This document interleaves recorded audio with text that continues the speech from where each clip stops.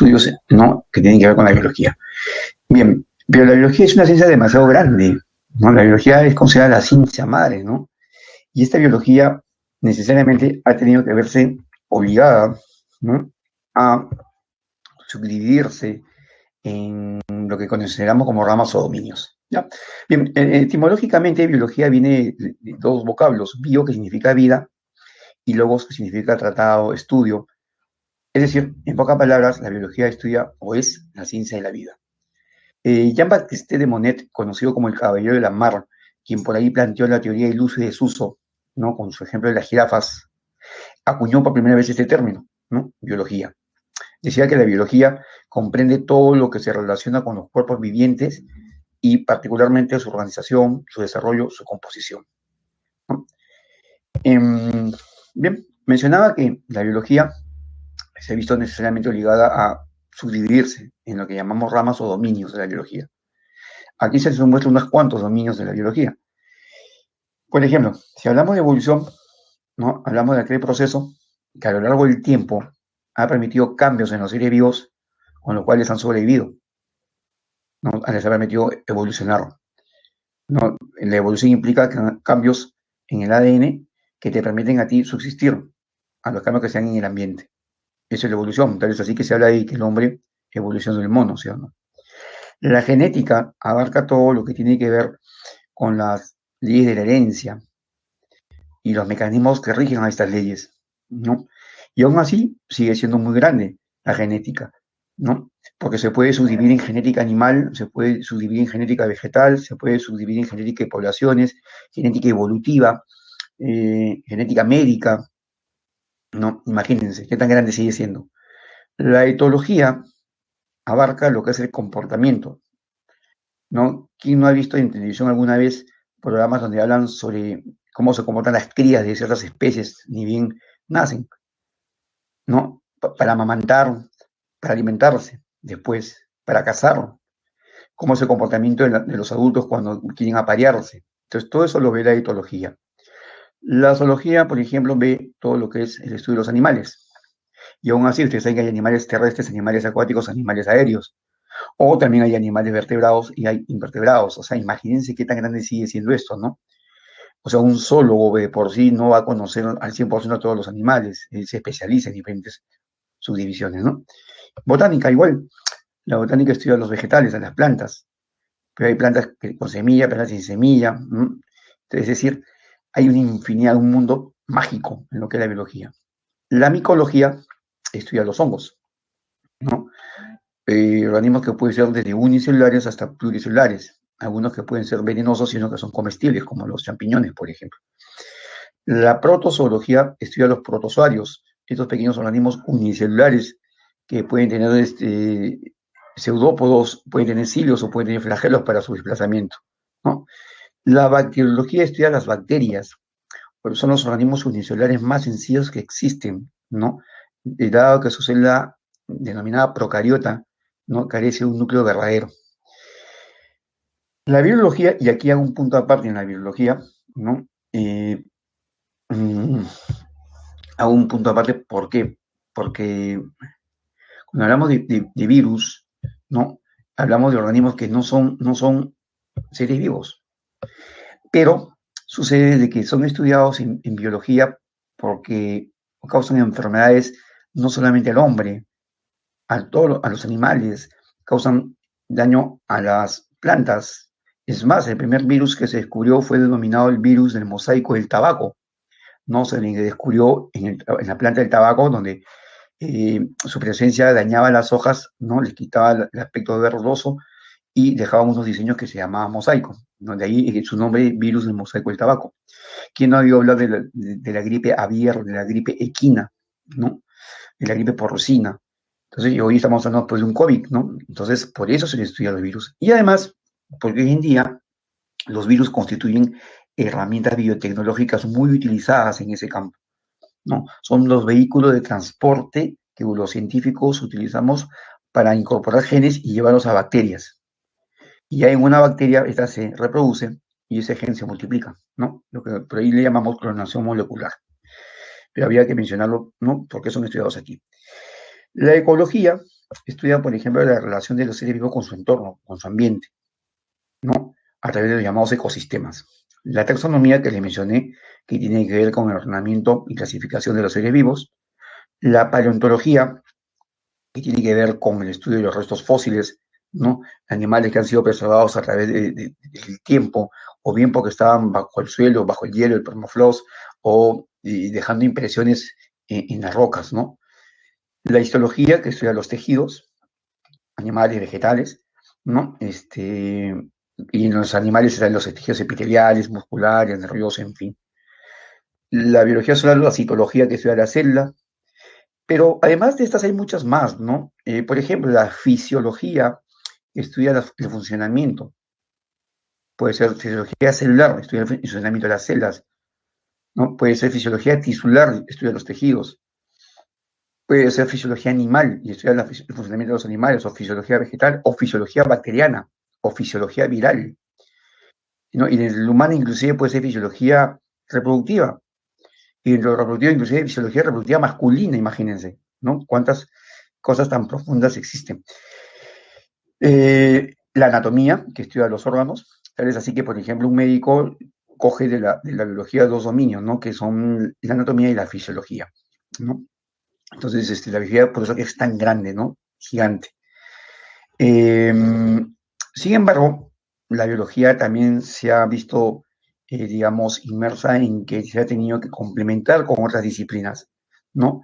Tal vez así que se une con la biofísica, ¿no? Se une con la biofísica y y lo vemos a través de, por ejemplo, el hecho de que sepamos que nosotros vemos en un determinado rango de luz, el llamado luz visible, ¿no? Y así vemos que los animales pueden ver en la oscuridad y vemos que animales ven a colores y hay otros animales que ven en blanco y negro. Eso es una parte de la física llamada óptica, ¿no? Pero ahora está aplicada a un ser vivo, por eso se llama biofísica. O de repente el movimiento, ¿no? En el salto de un felino, cómo mueve las patas para poder saltar, o de repente una rana, cómo hace para saltar, o el hombre para caminar. Entonces, eso sería, por ejemplo, que vemos lo que son las articulaciones que tienen que ver con las palancas en física, ¿no? Entonces, ahí hablamos de la biofísica, ¿ok? La biotecnología, por supuesto, ¿no? Melanie, la biotecnología, ¿por qué? Porque la biología se une a la tecnología, ¿no? A todos los avances que ha habido tecnológicos hoy en día, ¿no? La bioquímica, ¿no? Que tiene que ver con las reacciones químicas que se dan a nivel celular, por ejemplo, y que forman parte de los tejidos y los órganos y del individuo que lo contiene, ¿no?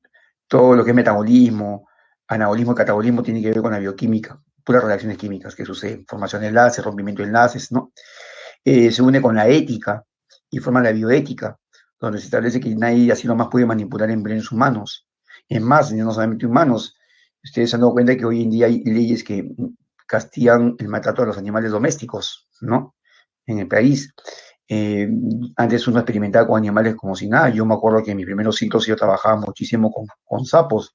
Después se cambió porque los sapos estaban que desaparecían acá en Lima. Entonces se cambió y comenzaron a trabajar con cuyes, ¿no? De perratones. En los últimos tiempos se dijo que no era necesario agarrar 100 ratones para hacer unas pruebas, ¿no? Se establecieron fórmulas para con una cantidad mínima necesaria se puedan tener las evidencias. Y se trabaja a veces con ratones porque son mamíferos, pues. Pero hoy en día se está prohibiendo trabajar con mamíferos y se ha planteado a nivel científico que se trabaje con aves, ¿no? O sea, como que se está preservando la clase en donde está el hombre, ¿no? La clase de mamíferos, ¿no? Clase mamalia. Nos unimos a la informática y constituimos la bioinformática. Todos los software que hoy en día se utilizan para, por ejemplo, secuenciar genomas, para modelar, ¿no? O modular los aspectos tridimensionales de algunas macromoléculas como proteínas, por ejemplo, ¿no? Entonces, ahí entra la bioinformática. Con las matemáticas también, ¿no? Y si hablamos de biomatemática, modelos de fórmulas para estudios poblacionales, específicamente podemos hablar de bioestadística, que hoy en día se maneja mucho con las epidemiologías, ¿no? Las enfermedades. Entonces, miren ustedes qué tan grande sigue siendo la biología. En mi caso, por ejemplo, yo soy un profesor, no tienen ustedes ahí mi nombre, Jorge Ceballos, yo soy biólogo con mención en genética, ¿no? Y dentro de la genética es tan grande, que uno toca un poco de genética evolutiva, de genética animal, genética vegetal, genética bacteriana, genética viral, y aún así sigue siendo todo un mundo, ¿no? Es por eso que hoy en día los estudios universitarios constituyen lo básico nada más. Uno tiene que hacer segundas especializaciones, tiene que hacer maestrías. Mi maestría, por ejemplo, es en biología molecular, me fui al área molecular, no porque abarca la genética. Y aún así sigue siendo grande, entonces uno tiene que seguir estudiando cada vez más, ¿no? Entonces, hay una importancia de que cuando ustedes estén en la universidad siempre aspiren a más o se especialicen en algo puntual, ¿no? Bien, sigamos. Hasta aquí, ¿alguna pregunta? ¿Les está quedando todo claro? ¿Sí? ¿Se está entendiendo muy bien? Bacán, perfecto, chicos. Sigamos. Sigamos. Yo en mis clases siempre les voy a poner muchos casos de la vida real, ¿no? No sé si inventaré a quién le sucedió, pero bueno, son casos.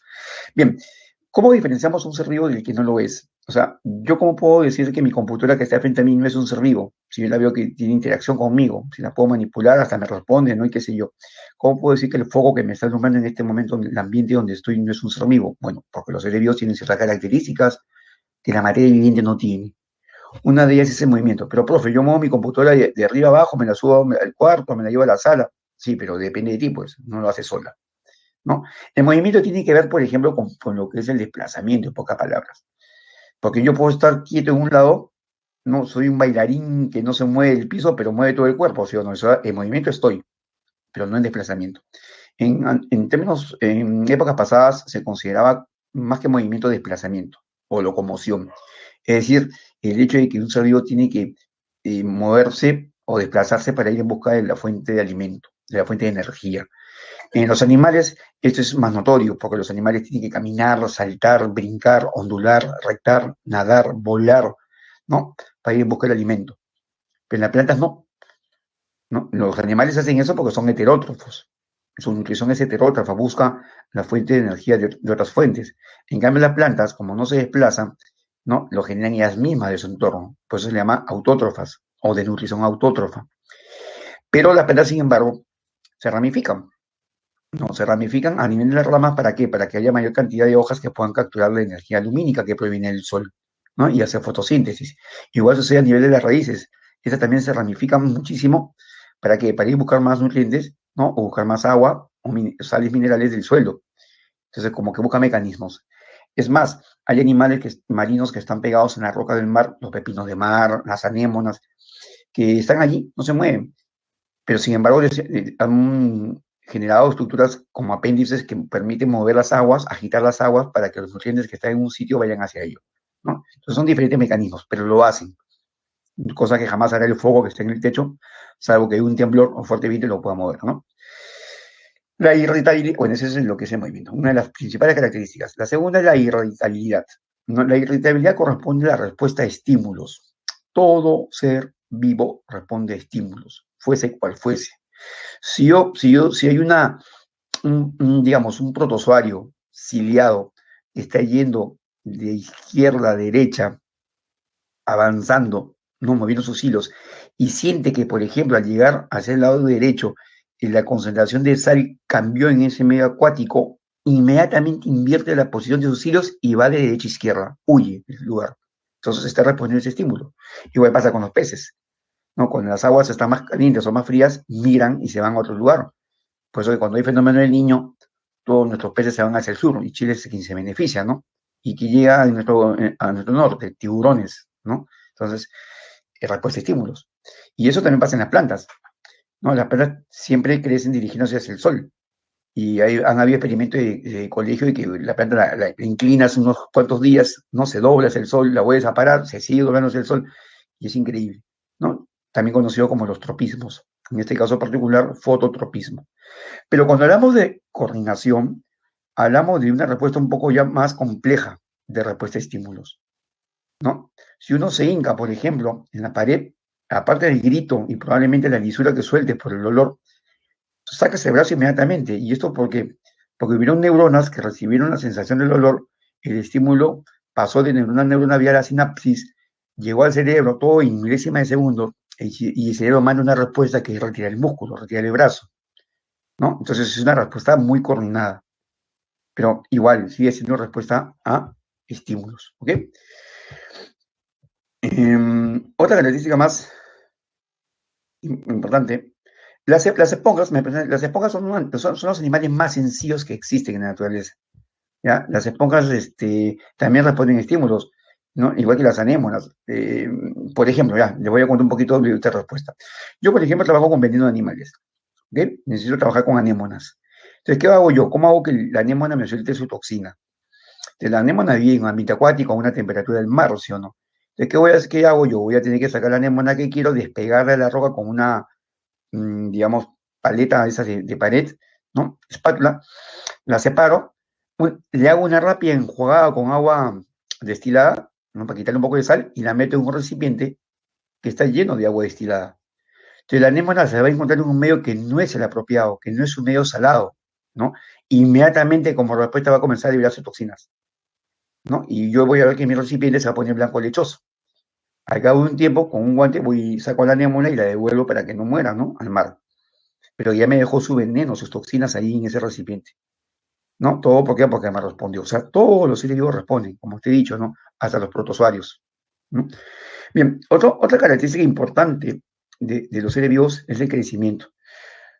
Yo no puedo asumir que si dejo mi plumón en la pizarra que uso acá en clase, mañana pasado vaya creciendo un poquito y la próxima semana sea más grande porque ya agarró la madurez, ¿no? Y obviamente porque no es un ser vivo. Pero inclusive hasta las células que se originan, ¿no? Por mecanismos de reproducción asexual, cuando se forman son más pequeñas y van creciendo un poquito, ¿no? Hasta que logran, digamos, su estadio maduro. Igual pasa con un cachorrito de perro que tenemos con nuestra perrita o sus crías. Este cachorrito ni siquiera puede caminar, no tiene ni pelaje, o lo tiene muy chiquito, no ve, ¿no? Y poco a poco vemos que va creciendo, poco a poco vemos que camina, ¿no? Y cada vez vemos que va cambiando de tamaño, ¿no? Y a veces el crecimiento está muy asociado con lo que es el desarrollo, ¿no? Crecimiento y desarrollo se suele mencionar a veces, porque en la medida que un organismo, un ser vivo crece, ¿no?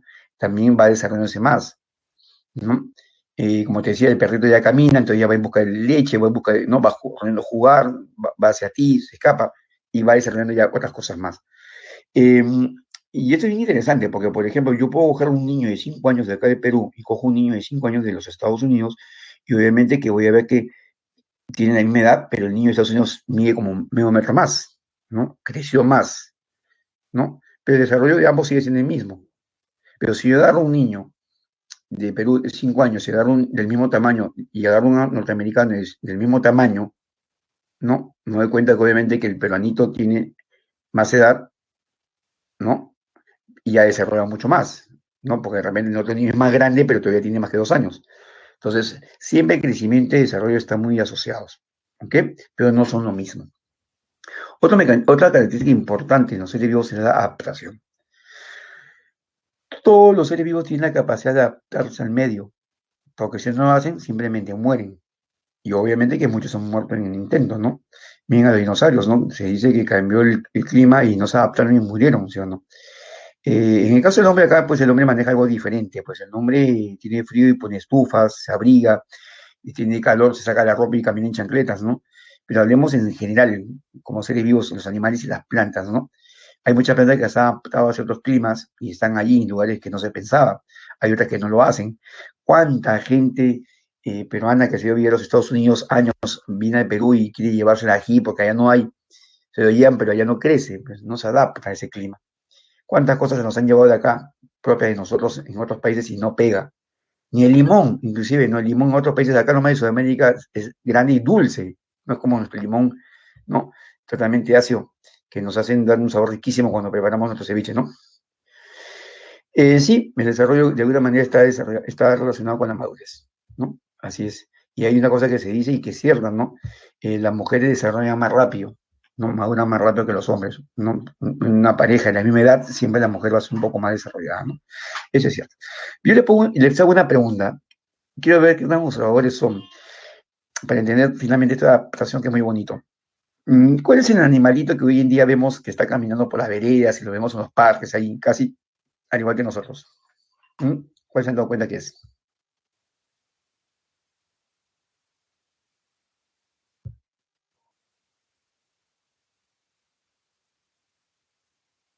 ¿Ah? ¿Qué animales ven ustedes por la calle ahí caminando cerca de ustedes, pequeñitos, por todos lados? Las palomas, así es. Y las palomas, yo digo, ¿dónde deberían estar? en lugar de estar en el suelo. ¿Dónde deberían estar? Volando, ¿no? En los árboles, ¿sí o no? Y no están allí. Es más, tú ves que ahora están durmiendo en tu techo o por tu ventana, en la azotea de las casas. Y la pregunta es, ¿pero por qué? ¿Alguien se ha dado cuenta por qué? ¿Por qué no están en sus árboles? Porque hay árboles, ¿ah? No me digan que hay tala, porque estamos hablando de acá de Lima, ¿no?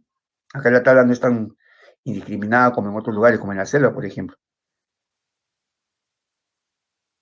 ¿Nadie se ha dado cuenta? Bueno, les cuento la historia. Resulta que décadas atrás, ¿no? Sí, o sea, claro, bajan a buscar alimentos, es verdad, pero antes también lo hacían. Antes también lo hacían, antes bajaban y comían y se subían. Pero ahora no, ahora están caminando por ahí y obviamente que la gente le da, ¿no? Pero ya están ahí, se han quedado en el suelo. Antes, esas palomas se ponían en el suelo, tú caminabas, se volaban y volvían a regresar por el alimento.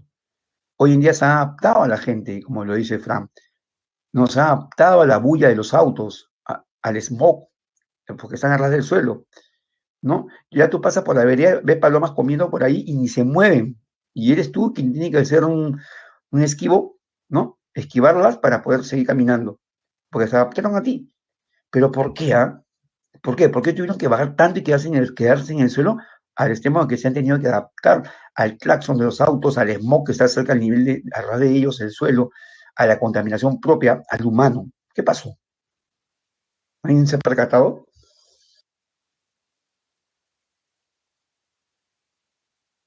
Si no hubieran depredadores se multiplicarían, ¿no? Se multiplicarían, pero no. No tanto por ahí. Porque alguien la desplazó. ¿Quién las ha desplazado? ¿Nadie se ha dado cuenta? Hoy día cuando salgan en la terracera a caminar un ratito, miren, den cuenta, escuchen lo que hay por afuera. Bueno, pues le digo que hace unas décadas atrás fue muy común donde papá salía a comprar, se iba por el mercado central y le vendían loros canarios. Papá compraba, ¿no? Y llevaba a los hijos se emocionaban en pequeñas jaulitas, creo que hasta ahora lo hacen, pero con menor frecuencia, ¿no? Pues se supone que está prohibido. Y simplemente muchos de esos loros se escaparon de las casas. Yo mismo, cuando mi padre le regalaba a mi hermana, abría la jaula los domingos, me levantaba temprano y decía que se vaya, pobrecito, ¿no? En una jaula que no podía ni volar.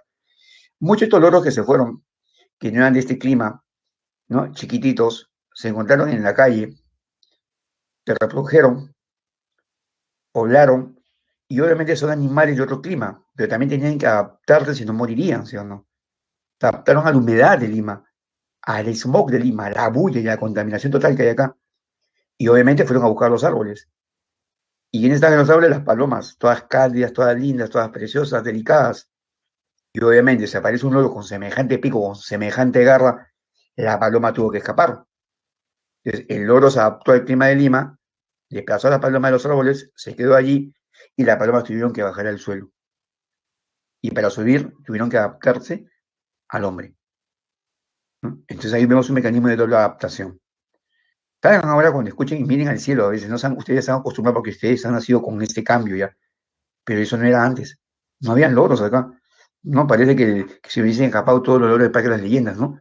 Están ahí, y si ustedes van un día por la Avenida Arequipa y caminan por el medio de la Avenida Arequipa, escuchen, loro por todos lados, ni qué decir en la ciudad universitaria de San Marcos. Y por las calles pasan así, cantidad de loros gritando, verdes con cabeza roja, ¿no? ¿Me están escuchando ahora sí?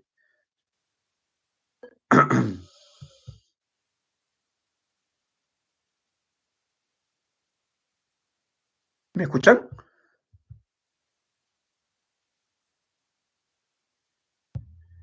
¿Ahora sí me escuchan? Sí, porque yo tengo el micro activado. Bueno, se me fue la voz. Digo, miren ustedes que había una doble adaptación ahí, ¿no? Eh, los loros que se han tenido que adaptar a un clima que no es el de ellos, un clima de costa, cuando ellos son de selva, ¿no? A una temperatura distinta a la humedad, ¿no? A la humedad que, que eso significa. ¿No? ¿Tampoco se me escucha ahorita? Sí, yo tengo activado el audio, estoy con el audio activado, se nota que está activado, se nota que me están escuchando, o sea, probablemente a alguien le ha fallado su auricular.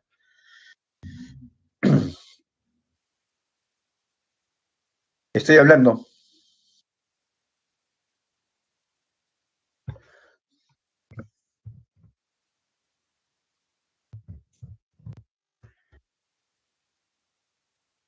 De repente algunos, yo pensé que era yo, pero no, está activo mi audio, ¿ok? Aquí lo estoy notando.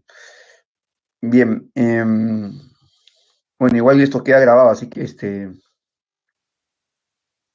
a ver, voy a preguntar qué pasa. Así es, como dice la compañera, salgan y van a ingresar, ¿no? O F5 creo que es actualización. A ver, háganlo. Dicen, por favor, los espero un segundo.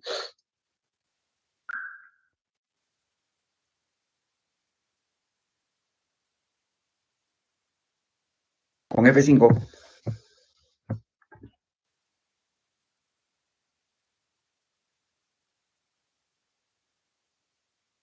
Bien, ahora sí me van a escuchar. Bien, perfecto. A veces pasa eso. Bien, chicos, les decía, en este caso de las palomas los loros, miren, había una doble adaptación, ¿no? O sea, se han tenido que adaptar las palomas al suelo. Imagínense, ¿no? Unas palomas que tienen unas patitas para estar trepando ramas, ¿no? Ahora tienen que estar caminando en el suelo. Entonces significa modificaciones a largo tiempo. Ahora, va a pasar de repente lo mismo que pasó con los pollos, ¿no? Las gallinas. Eran salvajes, volaban, fueron domesticadas por el hombre, les dio de comer, y si tú a un animal le das de comer, ya no tiene razón para qué desplazarse, pues, ¿no? La tienen fácil. Entonces se vuelven más obesos, amplían su masa, ya no tienen peso para volar, las alas atrofiando, ¿no? Algo así como el uso y desuso. Y el último, ustedes ven cuando nace un pollito, corre para tratar de volar y con las alitas ridículas que tiene jamás va a volar, ¿no? Y nunca volaron. Y es muy probable que con el tiempo estas palomas, ¿no? Que inclusive ya nos hemos dado cuenta que están bien gordas, ¿no? Uno las ve ahí en estas épocas con unas ganas como para la cena navideña. Vemos que estas palomas están recontra gordas, vemos que estas palomas ya les cuesta volar y cuando viene un carro ya no tienen la agilidad y muchas son atropelladas, ¿no? Entonces, justamente porque como que de alguna manera las personas las están domesticando, ¿no? Les dan de comer a cada rato, entonces eso también es, no es positivo para ellas. Otra característica importante que tienen los cérigos es la reproducción. Yo jamás voy a poner mi plumón rojo al costado de mi plumón azul en la pizarra y mañana voy a venir a encontrar plumones chiquititos ahí, ¿no? Porque no son seres vivos, pues no se reproducen. Y miren ustedes, esta característica de acá descarta justamente por qué los virus no son seres vivos, porque no se reproducen. Yo escuchaba a un médico hablando, quizás quiso hablar de un idioma más sencillo para que la gente lo entienda, pero a veces eso genera confusión. Él decía, este virus del COVID, ¿no? Digamos que cuando tiene sus hijitos, ¿no? Sus hijitos, no todos son iguales, pues, ¿no? Y ha nacido uno más rebelde, que es el que acaba de aparecer en Inglaterra. No, pues no tienen hijitos, para comenzar. No, no todos los seres tienen hijos. Y segundo, que los virus no se reproducen. Los virus se replican, forman copias. Se meten en una célula de la cual parasitan, la utilizan, por eso se llaman parásitos, y sacan beneficios multiplicando su información genética y así obtienen miles de informaciones genéticas. Y luego se va destruyendo la célula, que al mismo tiempo es el momento en el cual causa el daño y es lo que nosotros sentimos o vivimos, ¿no? Y eso lo vamos a ver la próxima semana. Y esta reproducción busca tener descendencia, busca de que la especie no desaparezca. La reproducción busca a través de dos mecanismos, uno muy sencillo llamado asexual, ¿no? Que la descendencia no desaparezca, pero forma, digamos, clones. Y en la reproducción sexual, igual, busca que la especie no desaparezca, pero haya intercambio de información genética, ¿no? Entonces las especies generan variabilidad. Y esto es bueno porque dentro de la variabilidad puede haber algunos que sean buenos y unos malos, y los malos van a tener que desaparecer, o sea, enfermos, digamos, ¿no? Pero te garantiza que con los buenos la especie se mantenga, ¿no? Y generalmente la reproducción sexual generalmente involucra a dos individuos, macho y hembra, hombre-mujer, masculino, femenino. Aunque hay excepciones, ¿no? La planta del maíz es una planta, es un solo individuo, pero tiene parte masculina y femenina en sí misma, ¿no? Entonces ella solita se puede autofecundar. Igual pasa, por ejemplo, con el caracolito de tierra. Ese caracolito de tierra tiene la parte masculina y la parte femenina en su interior, llamada ovotestis, ¿no? Entonces él se autofecunda. En ese caso es reproducción sexual, pero no requiere de dos. Otra característica importante es el metabolismo, proceso de transformación por los cuales, ¿no? Se obtiene energía. Y también los virus carecen de esto. Los virus no tienen metabolismo propio, por eso que requieren de meterse en una célula viva, que sea pues animal, vegetal, humana o inclusive bacteriana, ¿no? Para sacar provecho y multiplicarse. Entonces acá ya tenemos dos características por las cuales, ¿no? Los virus no son seres vivos, pues. La homeostasis, bueno, en el metabolismo hablamos de que de moléculas grandes obtenemos moléculas pequeñas vía el catabolismo y a partir de las pequeñas obtenemos moléculas grandes, que es el anabolismo, ¿no? Igual, ambas son serie de transformaciones. La homeostasis no es el mecanismo por el cual un ser vivo mantiene en equilibrio todas sus funciones y funciona de manera adecuada. A veces el ser vivo, sea este único o pluricelular, se encuentra en unas situaciones que no puede funcionar bien y busca cómo resolver el problema. Por ejemplo, cuando nosotros estamos con fiebre, un mecanismo para buscar la homeostasis es que inmediatamente el cuerpo comienza a transpirar. Transpiramos para botar agua hacia afuera para que el cuerpo se enfríe, ¿no? Y así nuevamente buscar el equilibrio. Igual, cuando tenemos mucha sal en el cuerpo, el organismo también altera su homeostasis, pero como mecanismo de respuesta te da la sensación de sed para que tú incorpores bastante agua, ¿no? Agua que inclusive a veces incorporas y que no eliminas como debería de ser, en el llamado equilibrio hídrico, sino que se queda en ti porque justamente tienes muchísima sal en el cuerpo, ¿no? Entonces, siempre los seres vivos a nivel celular, ¿no? Buscan, ¿no? La homeostasis, el equilibrio donde todo funciona perfectamente bien. Y la organización específica y estructural habla de niveles de organización en la materia viviente. Todos los seres vivos están organizados de menos a más, ¿no? De menos a más, como lo vamos a ver en la siguiente diapositiva. Bien, en un principio siempre se dijo de que lo más pequeño que existía en la naturaleza era el átomo, ¿no? El nivel atómico. Es así que el término átomo, A, significa sin, tomo, división, ¿no? Era lo más pequeño que se dijo. Sin embargo, pasa el tiempo, ¿no? Pasa el tiempo y se descubre que el átomo estaba formado de dos componentes importantes, el núcleo y la nube, ¿no? La envoltura. El núcleo donde tenía protones y neutrones y en la envoltura donde estaban los electrones. Entonces ahí se habló ya de un nivel subatómico, justamente formado, que acá no está, ¿no? Está por debajo, un nivel subatómico formado por protones, neutrones y electrones.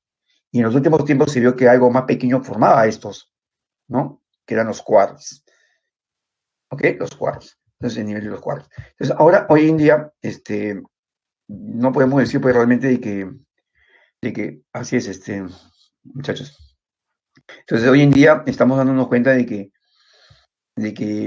si bien es cierto, acá nosotros hablamos de un nivel subcelular, o sea, por debajo de célula, ¿no?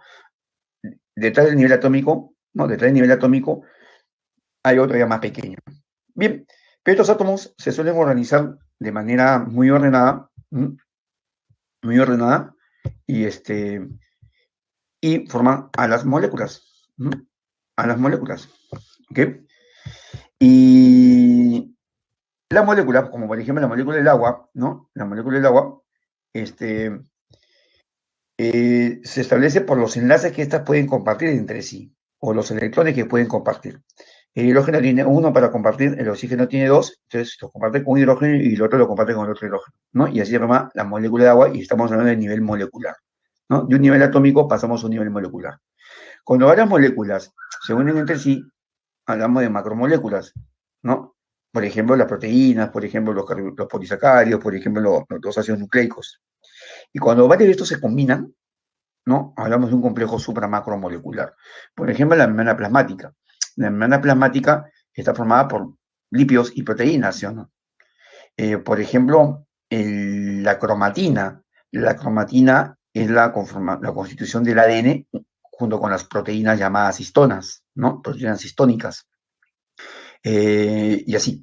Y es más, y luego varios de estos, ¿no? Conforman a los órganos o orgánulos, como por ejemplo la mitocondria. ¿Ok? Y cuando hay varios orgánulos de diferentes naturalezas, membranosos, ¿no? No membranosos, estos recién forman a la célula, ¿no? Y aquí ya hablamos del nivel celular. Y justamente en este nivel celular, ¿no? Nosotros podemos establecer ya de que estamos hablando de un ser vivo, ¿no? De un ser vivo unicelular. O sea, hablamos de la vida, ¿no? Aquí ya nosotros podemos hablar de vida, ¿no? En el nivel celular. Aquí está la vida. Hasta aquí les pregunto yo. ¿Y el virus? ¿Y el virus en qué nivel estaría? Porque el virus no llega a ser célula, o sea, por eso que tampoco es ser vivo, ¿no? O sea, además de no tener metabolismo, ¿no? Además de no tener metabolismo y no reproducirse, ¿no? El virus no llega a nivel celular, que sería una tercera razón por la cual justamente no es un ser vivo. De hecho, es un nivel subcelular, pero ¿cuál específicamente?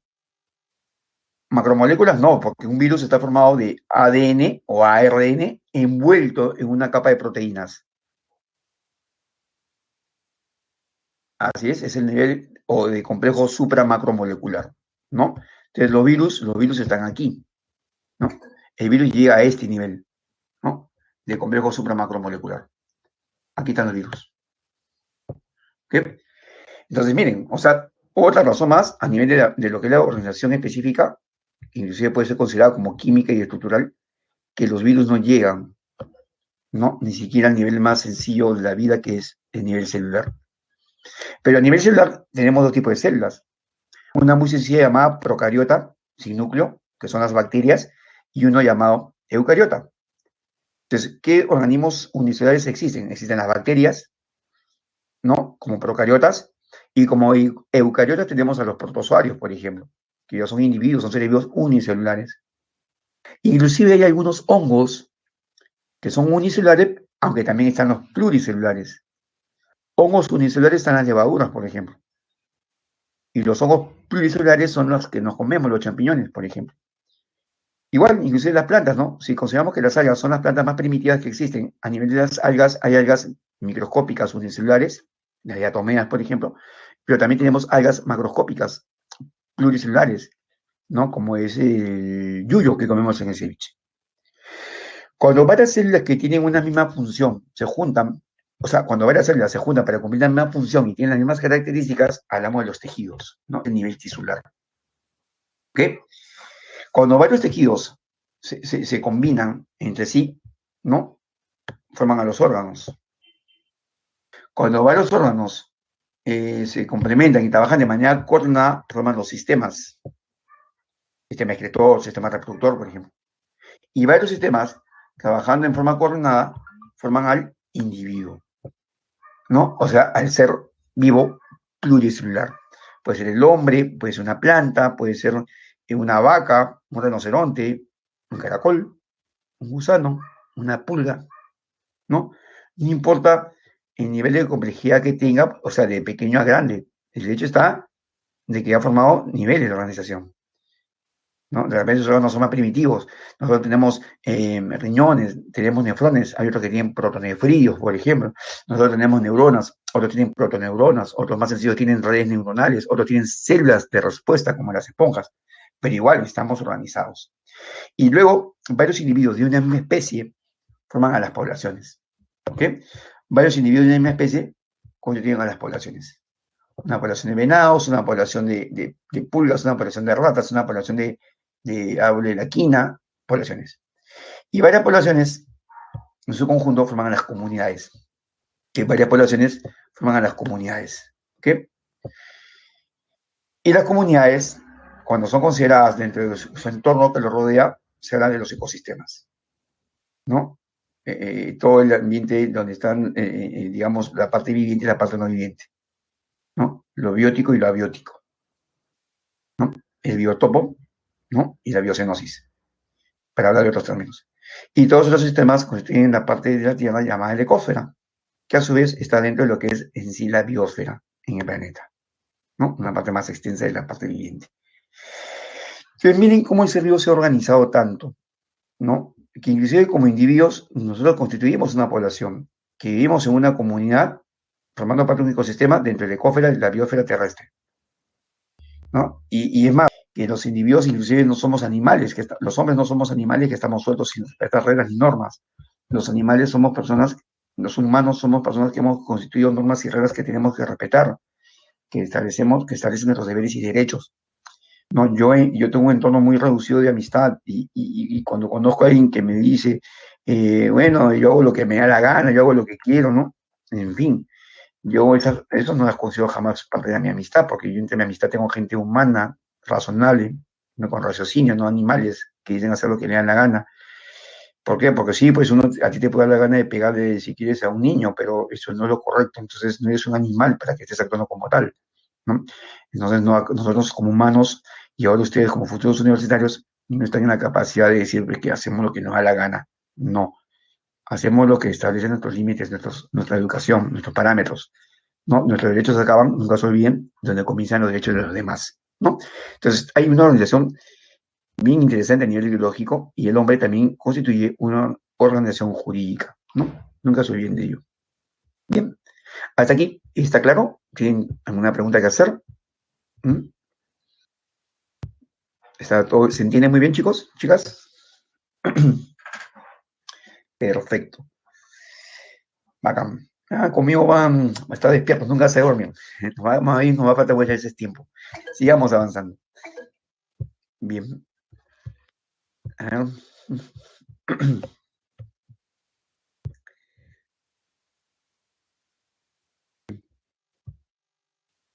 Pero toda ciencia tiene que estar basada en un método científico.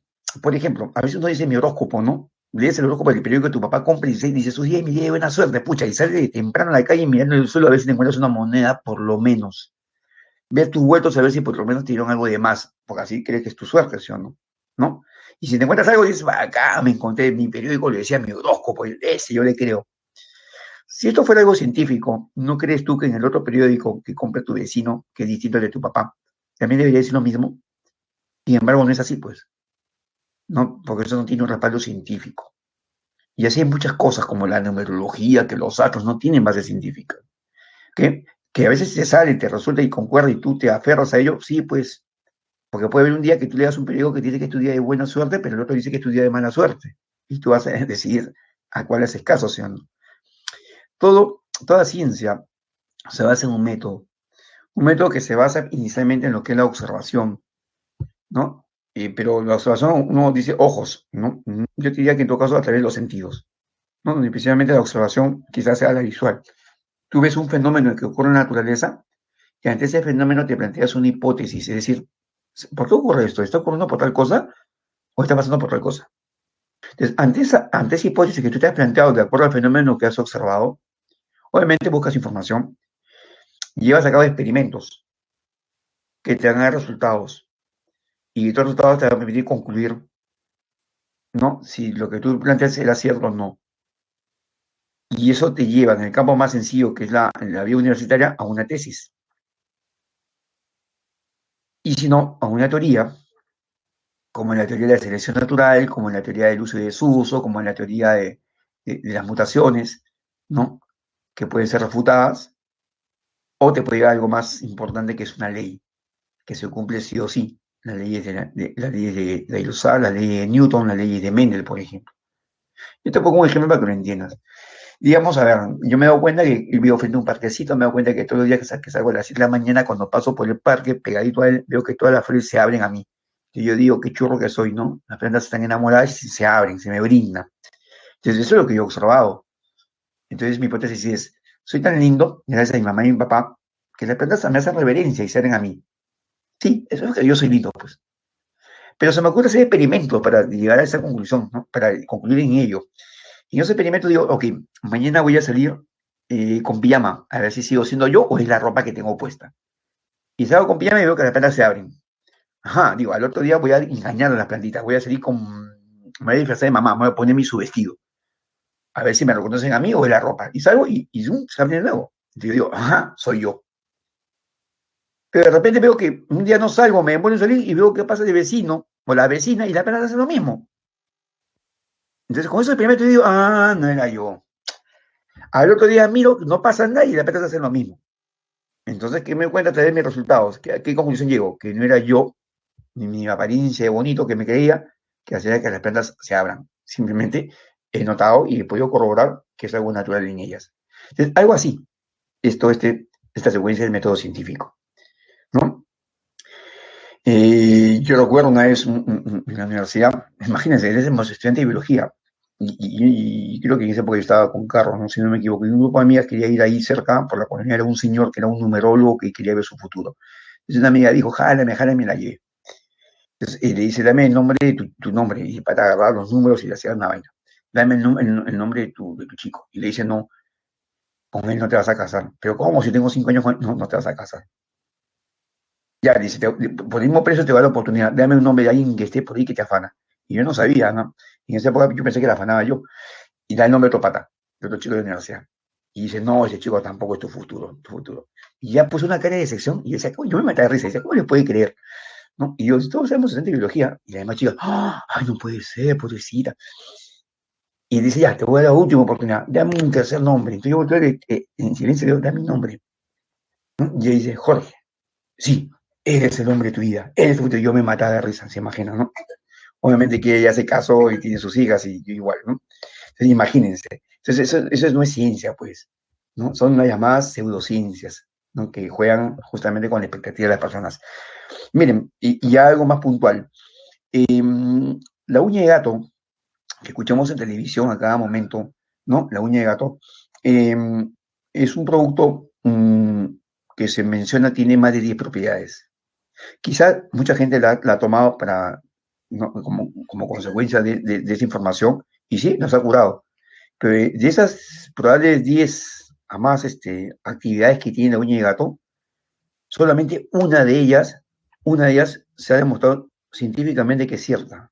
O sea, una de ellas tiene el respaldo científico, a través de un método científico, que es la antiinflamatoria. ¿No? Es como uno dice, ¿no? No, yo el huevo, para hacer el huevo a un niño que está asustado es buenazo, sí, pues es efectivo acá. Pero ¿se ha hecho un método científico para que explique eso? No. O sea, puede ser efectiva, sí, pero no tiene un respaldo científico. ¿No? Como que un chichuguasi es bueno para la salud. Ah, es bueno para la salud. Viene el europeo, se toma 5 y termina con un paro cardíaco, ¿no? Porque no hay nada científico que diga que es bueno para la salud, ¿no? Y que, o te establezca una dosis que pueda ser letal, ¿sí o no? Entonces hay muchas cosas que a veces uno, y sobre todo en Internet, ¿ah? En Internet encontramos muchísimas noticias, ¿no? Muchísimas noticias que no son ciertas, o sea, yo a veces salgo por la calle y veo un periódico, no sé qué marca es, y que dice, comer cáscara de plátano cura el cáncer. Gigante, ¿no? Y la gente dice, emociona y dice, pucha, oye, hay que comer cáscara de plátano, pero lee bien, pues. ¿Qué dice la noticia? Científicos dicen que comer cáscara de plátano cura el cáncer. Y realmente a veces no es así. O sea, tú lees la noticia y dices, se ha descubierto por ahí. No, no, ¿quién lo ha dicho? ¿Quién lo ha dicho? ¿En qué revista de investigación está publicado? ¿En qué se basó ese trabajo de investigación? ¿No? ¿Quiénes son los científicos que han hecho el estudio? ¿Cómo lo hicieron? ¿Cuál fue la hipótesis que se plantearon? ¿Cuáles han sido los experimentos que han llevado a cabo y qué resultados han obtenido para poder creer? Entonces aquí hay mucho cuidado con las noticias, muchísimo cuidado. Mucha gente cree eso y comienza a comer cajas de plátano, como cuántas cosas salen en televisión. Y sí, como dices por ahí, quizá, no periódico chicha o información chicha, pero en Internet abunda esto, ¿no? En Internet abunda demasiado esta información, hay que tener muchísimo cuidado con ello. Bien, me dicen unos 4 minutos para terminar, vamos a avanzar un poquito y hasta aquí nos vamos a quedar porque tienen un pequeño descanso. Bien, cuando se habla de la composición química de la materia viva, ¿no? Estamos hablando de la composición química de la célula, porque ya nos hemos dado cuenta que la mínima porción de materia viviente es la célula. Antes de ello es subcelular, ¿no? Entonces, cuando hablamos de la composición química, quiere decir cómo está formado químicamente la célula, ¿no? O sea, la materia viva. Bien, ustedes recordarán en el colegio que cuando llevamos química nos presentaron la tabla de los elementos, ¿no? Los elementos de la tabla periódica, ¿no? En más de un centenar de elementos, ¿no? Con sus abreviaciones, sus propiedades y todo lo demás. Bien, esos eran los elementos que están presentes en la naturaleza. Pero solamente 20 y pico, 21 por ahí, de estos están formando parte de los seres vivos. Y a ese grupito de estos elementos que forman parte de los seres vivos se les llama justamente bioelementos, ¿no? Bioelementos, ¿no? O elementos biogénicos, ¿okay? O elementos biogénicos. Y son estos de acá, ¿no? Y son estos de acá. ¿No? Los bioelementos, elementos biogénicos. Y esto se clasifica básicamente por su abundancia, ¿no? De acuerdo a la abundancia. No necesariamente cuál es más importante, porque todos son importantes de alguna manera, sino cuáles son los que más abundan. Y los que más abundan son justamente esos de acá, los bioelementos primarios, ¿no? O también llamados principales. Ay, se me movió. Y obviamente nuestro famoso chon, ¿no? Como para que no se olviden. Carbono, hidrógeno, oxígeno, nitrógeno. Son los que más abundan, ¿no? Están formando parte de todas las estructuras proteicas, carbohidratos, lípidos, ¿no? Ácidos nucleicos, por ejemplo. Y el ácido nucleico está en todas nuestras células. Todas nuestras células tienen membranas celulares que están hechas de lípidos y proteínas, por eso que son los que más abundan. Pero luego hay otro grupo menos abundante, que son los llamados bioelementos secundarios. Bioelementos secundarios. Por ejemplo, el azufre, fósforo, magnesio, calcio, sodio, potasio, cloro, fierro, hierro. Este último, por ejemplo, importante en lo que es el grupo N en hemoglobina, ¿no? De la manera que si no hay hierro en la sangre, el grupo N no funciona, no sirve, y necesitamos un cuadro de anemia. Y hay anemia que le pueden llevar a la muerte, ¿sí o no? ¿No? El hombre tiene una cantidad de hemoglobina promedio de 14, ¿no? Ideal la mujer en promedio de 12. Pero cuando una mujer está en gestación, esto baja bastante, o cuando hay pérdida de sangre también baja muchísimo y uno se puede ver afectado. El cloruro de sodio forma el cloruro de sodio, una sal muy importante para toda la fisiología celular. El sodio y potasio, la famosa bomba de sodio y potasio. Calcio en los huesos, ¿no? Fósforo como fuente de energía, azufre en proteínas, ¿no? Y el magnesio que hoy en día nos recomienda muchísimo, ¿no?, de ingerir, como el famoso magnesol, ¿no? Que sí, de alguna manera es importante. Como oligoelementos, o sea, es decir, aquellos que se encuentran en muy mínimas cantidades, inclusive trazas, están en manganeso, cobre, zinc, flúor, yodo, selenio, cromo, cobalto y molibdeno. Te hablo solamente de un caso, no te hablo del yodo, por ejemplo. ¿Qué tan importante es y qué tan escaso es que en el cuerpo, que en una época, esta poca presencia de yodo causó una enfermedad conocida como el bocio, que tenía que ver con la tiroides, causando tener problemas de tiroides? Entonces, ante esa situación, el gobierno decidió colocarlo en el alimento que todo el mundo consume. ¿Cuál es ese alimento que todo el mundo consume, sí o sí, con yodo? ¿Ah?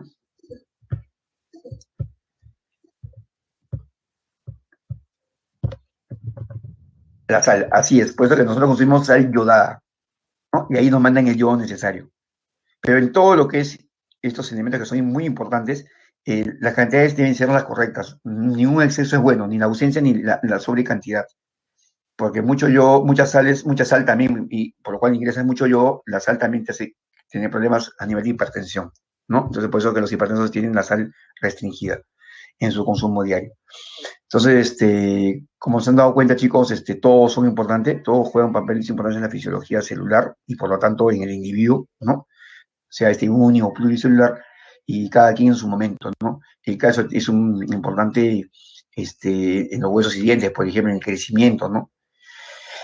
Eh, el zinc dicen que a veces entre los cationes divalentes, ¿no? El calcio, magnesio y zinc deben ser siempre importantes. A veces te falta zinc y tienes problemas a nivel del sistema nervioso, por ejemplo, ¿no? No decían de que un expresidente de nosotros tenía que tomar inclusive, no, sí, no, era litio, ¿no? Pero bien, estoy equivocando ahí. Pero mira, ahí está. Todos estos son importantes. Entonces acá están clasificados por la cantidad, ¿no? Por la abundancia, no se olviden. De más a menos. Los que más abundan son llamados así, luego los que menos así, y los casi en cantidades mínimas o trazas son estos de acá, ¿no? Y se le denomina de esta manera. Pero todos tienen papeles importantes en la fisiología celular, ¿no? Bien, entramos en un receso, nos encontramos en 14 minutos, ¿ok? Ahí nos vemos. Voy a paralizar la grabación.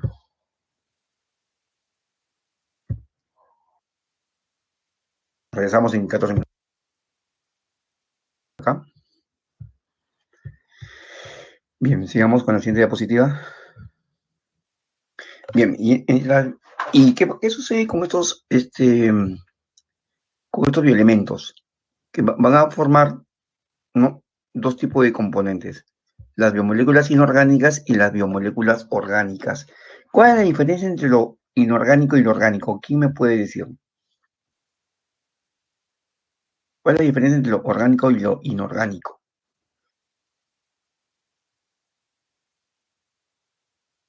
¿Cómo yo sé que una molécula es orgánica y cómo sé que una molécula es inorgánica? A ver, ¿qué me dice? Así es. Más que Chon, es realmente, como dice Sheila, la presencia de carbono, ¿no? O Angeli, ¿ok? El carbono.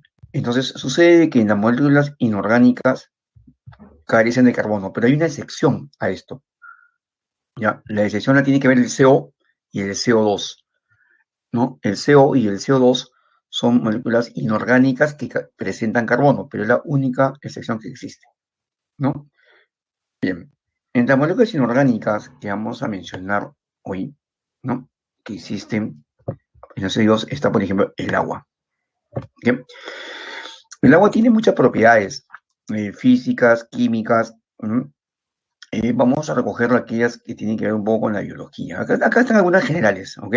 Que es un solvente universal, sí, pues, ¿no? El agua puede atrapar en una sal al cloro, lo puede atrapar al yodo y hace que no se vean, con lo que sucede cuando ustedes meten sal en agua, ¿no? Entonces lo disuelve de esa manera. Separa, rompe la molécula del cloruro de sodio, atrapando al cloro y atrapando el sodio, por ejemplo. Y así, de ahí que se llama solvente universal, ¿no? No hay nada, esto no se puede disolver con el agua, inclusive el aceite, obviamente que jugando en este caso con la temperatura, ¿no? Eh, el agua tiene un alto calor específico, ¿no? Lo que implica que para nosotros, para los seres vivos, es un importante termorregulador, como lo mencioné, ¿no? Tenemos fiebre, inmediatamente eliminamos aguas al exterior, no transpiramos para enfriar el cuerpo, ¿no? Y evitar el daño que esto pueda ocasionar, sobre todo en el sistema nervioso. ¿No?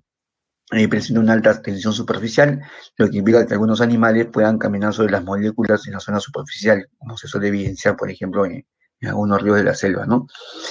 Pero ya hablando de más específicamente de qué tan importante para nosotros, ¿no? Los seres vivos, diríamos de que es un elemento importante, por ejemplo, para las plantas, para llevar a cabo la fotosíntesis y obtener energía. ¿No? Y para los animales, el hecho de que somos organismos que estamos formados básicamente de un 75% aproximadamente de agua, a la edad que tenemos en estos momentos, siendo inclusive mayor cantidad de agua al nacer, ¿no? Y quizá cuando vayamos a punto de morir por la edad, tengamos una menor cantidad de agua, pero en promedio, tres cuartas partes de nuestro cuerpo son agua, ¿no? Entonces imagínense, cuando perdemos esta agua nos deshidratamos, entonces esta agua como que nos mantiene hidratados. Asimismo, a nivel de las membranas celulares, el agua las mantiene húmedas, el citosol, que es el componente interno de la célula, humedece las membranas por adentro y por afuera lo hace el líquido intersticial. Entonces, esta humedad de membrana permite la difusión de los gases, del oxígeno, del CO2, ¿no?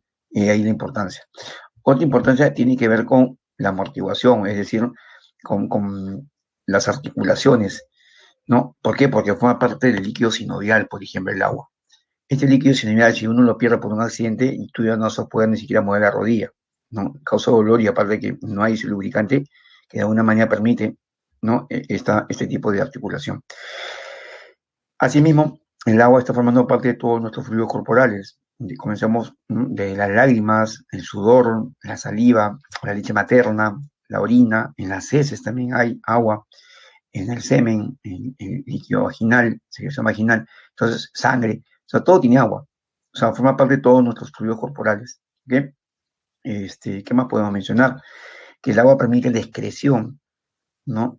El agua a nivel de los riñones es el medio de transporte de todas las sustancias de desecho que tienen que ser eliminadas del cuerpo.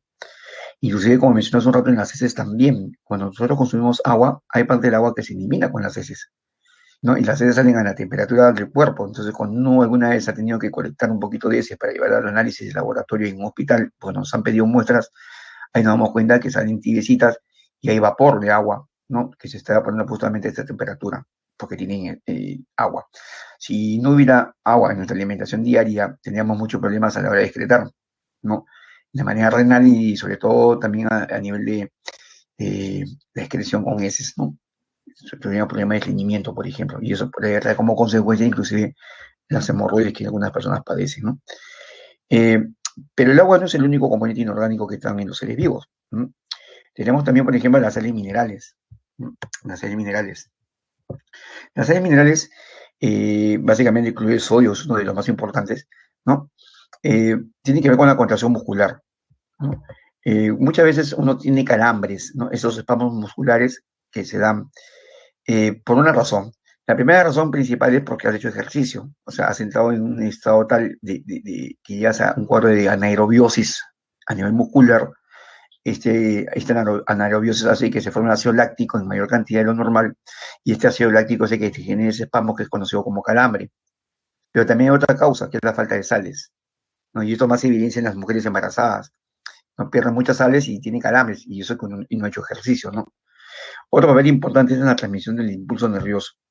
Ustedes saben que el impulso nervioso es una manera de viajar rápidamente para emitir una respuesta, ¿no? Requiere no solamente que tenga que saltar entre los nódulos de Rambier, a través de las vainas de mielina, sino que también requiere sales porque son parte importante de este mecanismo. El mantenimiento del equilibrio osmótico, ¿no? La célula tiene un equilibrio normal. Cuando las sales varían en su concentración, tanto fuera o dentro de la célula, ¿no? La célula inmediatamente comienza a responder liberando o incorporando agua, según sea el caso, ¿no? Con tal de buscar la homeostasis. Forma parte de muchas estructuras, sí, eso es cierto, ¿no? La sal mineral está formando parte de los huesos, por ejemplo, el sistema óseo, que tiene que ver con nuestro equilibrio, nuestro soporte, nuestro sostén, y también está en los dientes, ¿no? Son buenas las sales cuando están en su sitio, pero muchas veces las sales van a sitios que no corresponden, se acumulan y causan daño, formando pequeñas piedras, ¿no? Que serían conocidos como los cálculos. El oxígeno es un gas muy importante, ¿no? Y sobre todo esencial para aquellos organismos aeróbicos como nosotros, ¿no? Si nosotros dejamos de respirar, nos morimos. En unos 5 o 6 minutos, nuestras neuronas son las primeras células que comienzan a sufrir el daño, se mueren y ya no se recuperan jamás. Y si uno como individuo se recupera y logra volver a la vida, bueno, ya hubo daño cerebral que no se puede recuperar jamás, ¿no? Este oxígeno, que a pesar de que es esencial para los organismos aeróbicos, y a su vez, porque es un aceptor final de los iones de hidrógeno, protones o electrones, como se quiera llamar, a través de la respiración celular, si bien es cierto, es importante, yo les hago una pregunta. Sabemos que nosotros sin oxígeno morimos. Sabemos que del aire un 16% aproximadamente es oxígeno de este aire, ¿no? Y aún así podemos vivir tranquilamente. Quizá a veces está más contaminado el aire que otras veces, pero vivimos de este oxígeno. Sin embargo, yo le digo una cosa. Yo digo, este oxígeno que llega a nosotros vía la respiración, ingresa por las fosas nasales en la inspiración y va a los pulmones para luego llegar a las células y así a todas las células del organismo, ya por sangre a todas las células del organismo, no puede estar en el citosol. No puede estar en el citosol. Porque en el citosol resulta ser peligroso para nuestras células. ¿Ok? Porque el oxígeno es un agente oxidante. Entonces, ¿qué ha hecho nuestras células? ¿A dónde lo lleva? ¿Quién sabe? ¿Quién lo puede deducirnos? Si bien es cierto, lo requerimos a nivel celular, pero no puede ser en el citosol. Entonces, ¿a dónde se va? ¿A dónde está transportado? ¿Dónde está almacenado? ¿Dónde está guardado? Exactamente, Henry, en las mitocondrias. Así es, Samantha, las mitocondrias.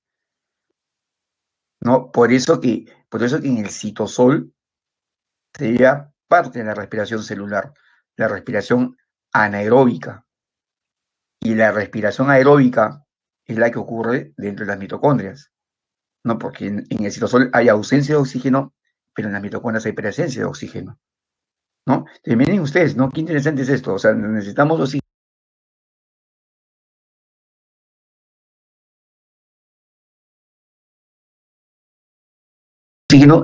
tenemos que respirar, ingresa a nosotros, pero en el citosol, dentro de es libre en la célula, es peligrosísimo para la célula. Entonces tiene que ser transportado directamente a las mitocondrias, y ahí está, ¿no? Ahí está. Y ahí sí cumple con la función que debe cumplir, ¿no? Que es el aceptor final de hidrógeno en la respiración celular de tipo aeróbica. Y otro gas importante es el anhídrido carbónico, otro elemento inorgánico también. Sobre todo, más que nada, es un gas respiratorio. No, nosotros lo exhalamos, los animales lo exhalamos, pero las plantas lo necesitan. ¿No? Ahí está el famoso ciclo, ¿no? Que uno depende del otro. Las plantas nos brindan oxígeno, que nos dan a nosotros, y nosotros le brindamos anhídrido carbónico, que es lo que ellas necesitan, ¿no? Se formándose un ciclo. ¿Y esto por qué? Porque es importante a nivel de la fotosíntesis, ya que este anhídrido carbónico es la fuente primaria de carbono que la planta requiere para formar las glucosas, ¿no? Ustedes recordarán que la glucosa tiene como fórmula química C6H12O6. ¿No? Entonces, ese carbono proviene justamente de aquí, ¿no? Por eso que algunos dicen que las plantas son los pulmones de la ciudad, ¿no? Digamos, porque las plantas capturan este elemento que puede ser dañino para el animal, y el hombre incluido ahí, pero la planta lo aprovecha y lo utiliza. El gran problema está que el parque automotor crece, ¿no? Hay mayor cantidad de esto y talamos árboles. Entonces, para el mundo entero estamos reduciendo, ¿no? estas fuentes que capturan este anhídrido carbónico, ¿no? Y esto queda libre en el aire, ¿no? Esto queda libre formando nubes, ¿no? Que están bloqueando, ¿no? No la entrada, pero sí lo que sale de la energía lumínica. Y al no salir toda la energía como debe salir después que rebota, ¿no? Haciendo que la Tierra que el globo terráqueo, ¿sí?, comienza a calentar, ¿no? Y es lo que llamamos el calentamiento, ¿no?, el calentamiento global.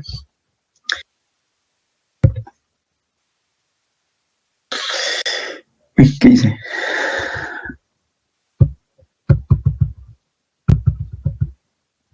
Ahí está.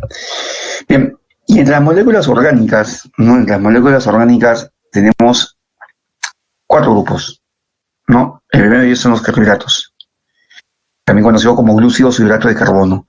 ¿Por qué se le llama hidrato de carbono? ¿Quién sabe? O carbohidratos, ¿no?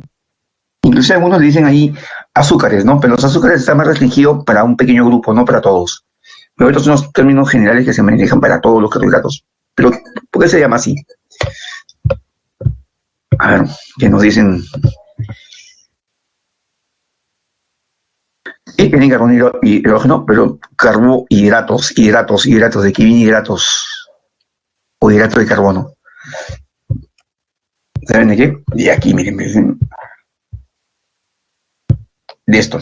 Que la fórmula general es esta, que por cada carbono hay una molécula de agua. De ahí sale el término. Y esto viene multiplicado, ¿no? Esto viene multiplicado por un pequeño factorcito. ¿Ok? Entonces, ahí está, carbono hidratado o hidrato de carbono, ¿no? Esta es la fórmula general de los carbohidratos, ¿no? Esta es la fórmula general de los carbohidratos. Entonces, de ahí el nombre, ¿ok? De ahí el nombre. Ahora, las unidades son llamados monosacáridos, ¿ok? Cuando estas unidades se unen de 2 en 2, se llaman disacáridos, ¿no? Y así, en unos cuantos se les llama oligosacáridos. Pero cuando son más de 10, más de 100, cientos, miles, se llama polisacáridos. Entonces, la unidad es el monosacárido. Ahora, esta unidad puede ser dependiendo del valor de n. Digamos, si n fuera igual a 3, cuando multiplica todo esto de acá, sería C3H6O3, ¿no? Y según el número de carbono, que son 3, esto sería una triosa, porque los carbohidratos terminan en osa. Entonces, si yo tengo 5, que son uno de los más comunes, n vale 5, sería C5H10O5, y se llamarían pentosas, como es lo que ustedes ven aquí, pentosas. Si n fuera igual a 6, sería C6H12O6, y serían las hexosas, como ustedes que ustedes están viendo por aquí. ¿Qué? Estas son hexosas porque tienen 6 carbonos, 2 hidrógenos y 6 oxígenos. Y estas son pentosas porque tienen 5 carbonos, 10 hidrógenos y 5 oxígenos. Ok, son los más conocidos. Cuando yo formo un disacario formado por 2 glucosas, se forma la maltosa. Si yo formo un disacario unido por estos dos de acá, glucosa más galactosa, ¿no? Se forma la lactosa. Si yo uno glucosa más fructosa, formo la sacarosa. La lactosa es el carbohidrato que está en las leches, de los cuales muchos a veces nos vemos intolerantes. Y la sacarosa sería, por ejemplo, el azúcar que usamos para endulzar todas nuestras bebidas, ¿no? Que es la unión de eso de acá. Esos son disacarios. Y te mencionaba que si yo tenía una glucosa más otra glucosa, ¿no? El disacario que se formaba era el conocido como maltosa, ¿no? Ahí está la maltosa. Entonces, estos serían los disacarios. Uno, otro disacario, y el otro disacario. ¿Ok? Ahí lo dejamos un ratito por ahí. Vamos por este lado acá de las pentosas. La ribosa es la pentosa que está formando parte del ARN, de ahí justamente sale el R, ¿no? De ribosa. Y el que está formando parte del ADN es este de acá, la desoxirribosa. ¿Ok?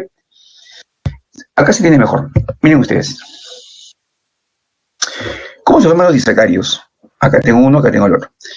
Después del oxígeno, este vértice representa el carbono 1, carbono 2, carbono 3, carbono 4, carbono 5, y el que sale por acá es el carbono 6. ¿Ya? Igual acá, carbono 1, el que sale acá es carbono 2, el vértice carbono 3, carbono 4, carbono 5, carbono 6. Dos hexosas, glucosa, ¿no? Y fructosa. Entonces, ¿qué sucede? Que generalmente el carbono 1 con el carbono 4 es lo más común, que tienen grupos OH, interaccionan entre sí, y de estos grupos OH se forma una molécula de agua, que es la que se va, que es la que se libera. Como consecuencia de esa liberación, queda un enlace formado, de esta manera que se establece así el disacario, que en este caso se llamaría sacarosa, ¿no? Y ese enlace se llama enlace glucosídico, o algunos le llaman glicosídico. ¿No? Ahí están los tres disacarios que les mencionaba, ¿no? Pero, ¿qué es lo importante de esto que tienen que ustedes nunca olvidar? ¿Mm? De que, por ejemplo, si yo, al establecer un enlace para formar, obviamente, una molécula más grande, en este caso un disacario, liberé agua, ¿no? Quiere decir que si yo devuelvo la molécula de agua, ¿no? Puedo nuevamente obtener las unidades, ¿no? De forma independiente, ¿sí o no? ¿No? O sea, que los carbohidratos, en este caso los disacarios, como los más grandes también, o sea, llámese los polisacarios, pueden ser hidrolizables, ¿ok? O sea, toda molécula que al formar un enlace liberó agua es susceptible de ser hidrolizada. Es decir, es susceptible de volver a su estado original, ¿no? Agregando, incorporando las moléculas de agua que se han liberado. Ahora, esto no quiere decir que tú agarras un carbohidrato como por ejemplo, qué sé yo, un fideo y lo metas al agua y lo que tratas de hacer eso. No, eso estás tratando tú de disolver, que es otra cosa totalmente distinta. No estamos hablando acá de moléculas. Y obviamente que para que se forme este enlace, no es que porque se juntaron, hola, ¿cómo estás? Nos formamos enlace, ya, formemos, chau. No, acá hay una enzima que participa en este proceso, ¿no? Una enzima que está haciendo este catabolismo. Y por lo tanto habrá una enzima que haga el anabolismo. Perdón, sí puede ser, ¿no? Él está haciendo anabolismo y habrá una enzima que haga el catabolismo. ¿Qué? Entonces son enzimas las que participan en estos procesos. Y no es lo mismo que lo metas y lo combines con agua, no, no es eso. ¿Qué? Entonces, y los disacarios tienen esa capacidad. En este caso, los carbohidratos. ¿Okay? Bien, digamos. Pero, ¿qué sucede cuando muchas glucosas se almacenan? Por ejemplo, las plantas están haciendo constantemente fotosíntesis, ¿no? Siempre está ahí. Inclusive nosotros no vemos el sol, pero se siente el calor y las plantas siguen haciendo fotosíntesis, no tienen esa capacidad de capturar los fotones que provienen del sol, de la energía lumínica. Pero, y hemos dicho hace un rato que las plantas pues no se desplazan en buscar alimento, no van a cazar, están ahí. Entonces sucede que las plantas están produciendo algo que no van a estar con la misma velocidad. Entonces, ¿qué hacen? Obtienen glucosas vía fotosíntesis, glucosas. ¿Okay? Entonces, más que glucosa alfa beta, estás hablando de la D-glucosa y la L-glucosa, ¿no? A veces la glucosa o las moléculas, sobre todo los azúcares, tienen una inicial que es L o una D. Y eso implica que cuando las glucosas forman cristales, ¿ya? Por eso que los monoisacarios son conocidos como azúcares también. ¿Quién no ha visto el azúcar? Son cristalitos, ¿no? Entonces, cuando se someten a la luz, ¿no? El horario de luz, debido a la composición de los grupos OH, ¿no? Cuando la fórmula se coloca en forma, digamos, en el cristal está representada en forma vertical, dependiendo si la mayor cantidad de grupos OH está a la izquierda o a la derecha, la luz se desvía, hace un giro. Si hace giro a la izquierda, se llama levógiro. Si hace un giro a la derecha, se llama dextrógiro, ¿no? Entonces hay glucosas que son moléculas tridimensionales, pues, ¿no? Que pueden hacer desviar hacia la izquierda o a la derecha la luz. Entonces, por eso hay L-glucosa y D-glucosa, solamente para ubicación de los grupos OH, porque sea como sea, sigue siendo una hexosa, ¿no? C6H12 o 6. Bien, yo decía, volviendo al tema, de que la planta está produciendo muchas glucosas a través de la fotosíntesis. Es decir, tiene tanta energía, tiene tanta fuente de carbono para generar energía que no está gastando. Entonces la planta tampoco lo desperdicia. ¿Qué hace? Lo almacena, pero para almacenarlo forma grandes cadenas. En las plantas estas cadenas se llaman almidón. ¿Bien? Entonces el almidón viene a ser cadena de glucosas, que la planta guarda como reserva. La puede guardar en fruta, la puede guardar, no sé, en una semilla, la puede guardar inclusive en el tubérculo, como la papa. No, la papa es un ejemplo más claro. Casi 99,99% de almidón. ¿Bien? Bien. Y ahí está. El hombre la descubrió Y el hombre la sacochó, la frió, y lo delgadita, como ustedes quieran, y comemos papa todos los días, ¿no? Y ahí obtenemos justamente cantidades de glucosas. Es la mayor fuente de glucosa que tenemos en nuestra alimentación. Por eso que, ¿no? Ahí está. Pero, ¿y qué sucede? Que el hombre come, come, come. Y en esta época de pandemia hemos dejado de hacer ejercicios, hemos dejado de ir a jugar, muchas cosas más. Entonces, y seguimos comiendo cada vez más, inclusive más polisacarios, más almidones, más papas, ¿no? Más azúcares, más carbohidratos, más fideos, más pan, ¿no? Entonces, hemos hecho lo mismo que la planta. Estamos incorporando más de lo normal, más de lo que estamos gastando. Entonces, nuestro cuerpo también dice lo mismo. Oye, yo no voy a desperdiciarlo, voy a almacenarlo, ¿no? Pero la forma como lo almacena ya no se llama almidón, que es en plantas. En nosotros se llama glucógeno. Glucógeno. Que son cadenas muy parecidas, solo que tiene ramificaciones, ¿no? Y por lo tanto, otro tipo de enlace es más ramificado. Y ese glucógeno en nosotros, los animales, se almacena en el hígado y en el músculo. Pero llega un momento que si seguimos con esa tendencia de seguir incorporando muchas fuentes de glucosa, sobre todo los almidones, que son las que más nos dan, y se llenan estos hígados y este hígado y músculos, no hay espacio. Y sigues comiendo y no gastas. Nuestro organismo tampoco lo quiere desperdiciar y trata de optar por una nueva vía metabólica, ¿no? Que hace que entra a la respiración celular, forman ácidos pirúvicos, y ya en las mitocondrias, cuando se forma el acetilcoenzima, cosa que lo vamos a ver en una clase, antes de entrar las mitocondrias, la simple Krebs, ese acetilcoenzima A, se salen al costadito, digamos, cogen otra vía y se comienzan a unir de dos en dos, ¿no? Bueno, son moléculas de 2 carbonos, se comienzan a unir, ¿no? En números pares. Y una vez que forman de 12 a 20 aprox carbonos, ¿no? Se unen a un grupo ácido carboxílico, COOH, y se convierten en ácidos grasos.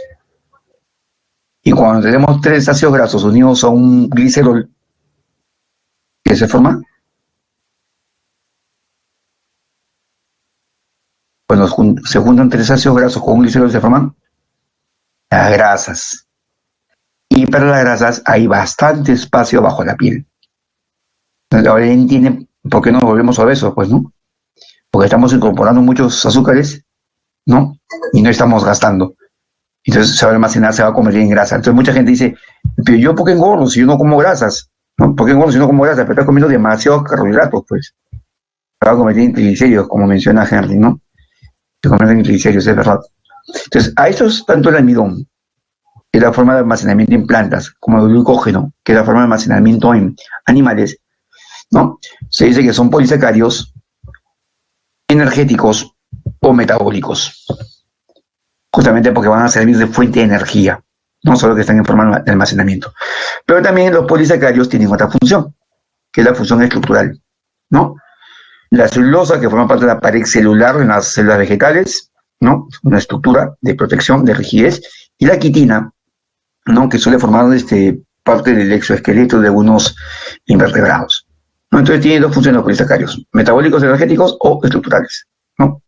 Va a haber un tema donde hablaremos con más detalle de todo esto. Pero bien, esta es la primera macromolécula orgánica, no biomolécula orgánica. La otra biomolécula orgánica son justamente las grasas. Las grasas también brindan energía. Las grasas también son importantes porque bajo la piel, en cantidades limitadas, ¿no? Adecuadas, son un aislante térmico para el frío, ¿no? Con la grasita nos protegemos del frío. Si no tuviéramos grasa, nos estaríamos congelando. Y eso le pasa a nuestros abuelitos, ¿no? A cierta edad, ellos ya no pueden almacenar grasas, ¿no? Así lo coman. Y sucede que ellos comienzan a tener mucho frío, inclusive en verano, ¿no? Por eso que paran con gorritos, chompas, medias gruesas, chalinas, ¿no? En cambio, ¿qué pasa con los gorditos que tienen mucha grasa? Puede ser invierno, está haciendo un frío terrible y ellos caminan con chori, polo, manga corta, BBD por la calle, no tienen frío porque tienen mucha grasa, ¿no? Tal como lo entendemos, por ejemplo, en los osos polares también, ¿no? Bien, estos lípidos pueden ser simples o pueden ser complejos. Los simples son los que les he mencionado, los llamados triglicéridos, ¿no? Los triglicéridos, llamados así, ¿por qué? Porque a una molécula de alcohol llamada glicerol que tiene 3 carbonos se le puede unir un ácido graso, como ese que les conté que se formó de los acetilcoenzima, ¿no? Un ácido graso. Y se unen 2 y se unen 3. Pero en cada unión que sucede, igualito, el grupo ácido carboxílico de este ácido graso tiene un grupo H. interactúa con el grupo H que tiene este alcohol. Y como consecuencia de esa acción se forma una molécula de agua que se libera. Y aquí el enlace que se forma es un enlace éster. Como se da en 3 momentos distintos, como se da para 3 casos, entonces se dice que un triglicérido es un triéster entre el glicerol, ¿no?, y los ácidos grasos. Ahora, hay un dato importante aquí también, que hay que tomar en cuenta. Que los ácidos grasos pueden ser de 2 tipos. ¿Ok? De 2 tipos. Por ejemplo, esto que ustedes ven acá arriba, ¿no? Entre los carbonos hay enlaces simples, ¿no? Eso le da rigidez. Y este ácido graso se llamaría ácido graso saturado. Si los 3 ácidos grasos que forman este triglicérido son saturados, la grasa es saturada. Si por ejemplo aquí vemos que hay un enlace doble, aquí, entonces este ácido graso es un ácido graso insaturado. Por lo tanto, esta grasa que se forma es una grasa insaturada. Las grasas saturadas, no aquellas que tienen ácidos grasos saturados, las grasas saturadas son de origen animal. Al estado ambiente son sólidos, conocidos como sebos. Esa grasita que tú ves ahí cuando vas al mercado y pega a los órganos, esa. Sí, ¿no? Y las grasas insaturadas, que están formadas por ácidos grasos insaturados, que son flexibles, son de origen vegetal. ¿Ok? Y al estado ambiente son aceites. Entre ambos, los ácidos grasos saturados o las grasas saturadas que tienen ácidos grasos saturados son peligrosas para nosotros, comparado con esta de acá. Y justamente por la rigidez que tiene.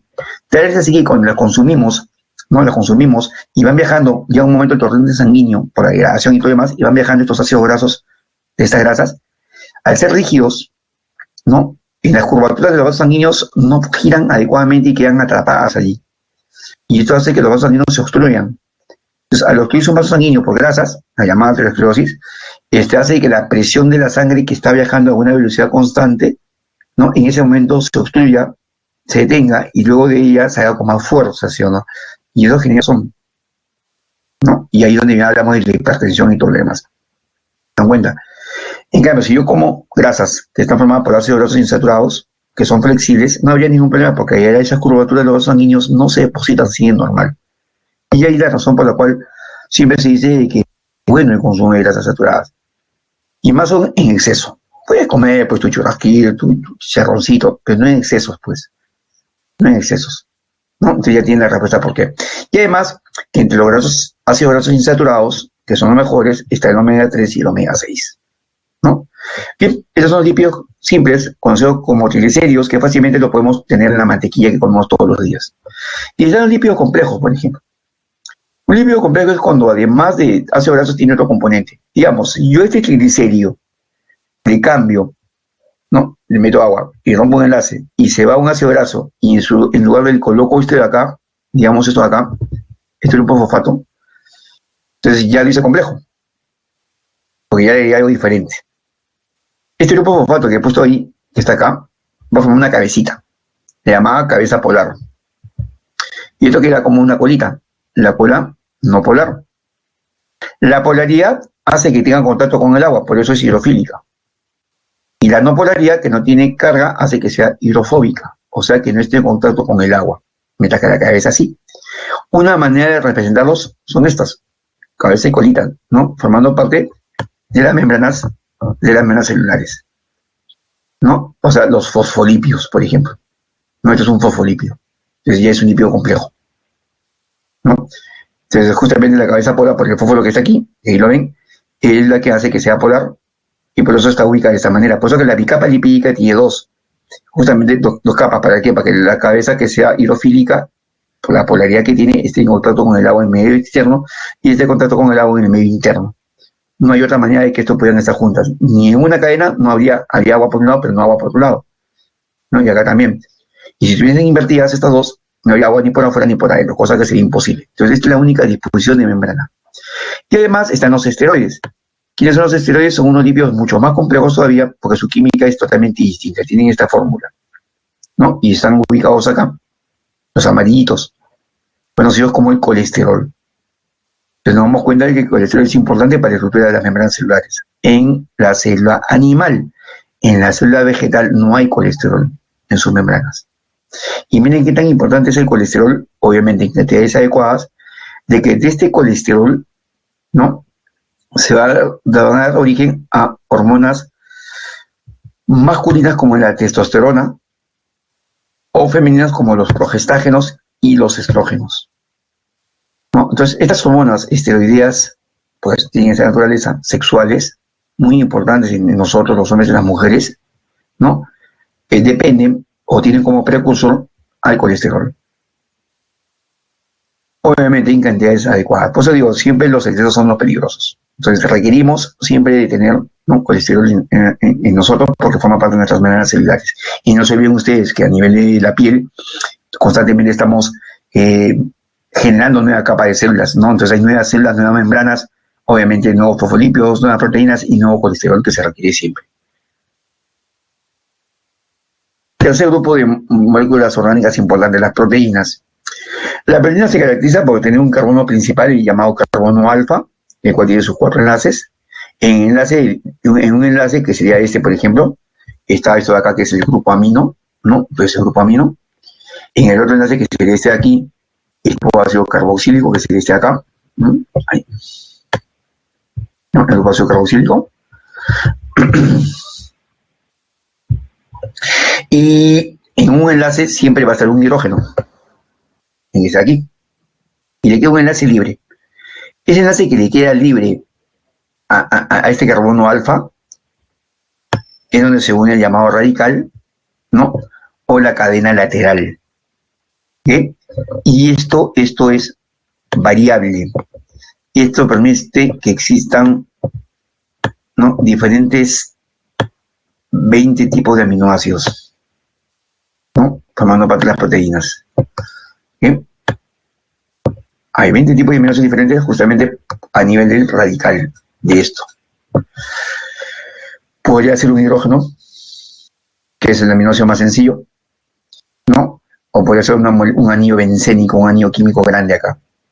Pero esto es lo que marca la diferencia en todos los aminoácidos. Por lo demás, todos tienen grupo amino, tienen el grupo ácido y el hidrógeno. ¿Okay? Entonces, estos aminoácidos se unen, cuando está uno frente al otro, como en este caso, igualito, ¿no? El grupo ácido carboxílico de uno va a interactuar con el grupo amino del otro. ¿Y qué van a formar? Una molécula de agua, ¿no? Entonces se va a liberar molécula de agua. Y queda un enlace establecido que se llama enlace péptido. Lo que se llama sería un dipéptido, unos cuantos oligopéptidos. Si va de 10 a 100, polipéptido. Y si son más de 100, proteínas propiamente dichas. ¿Okay?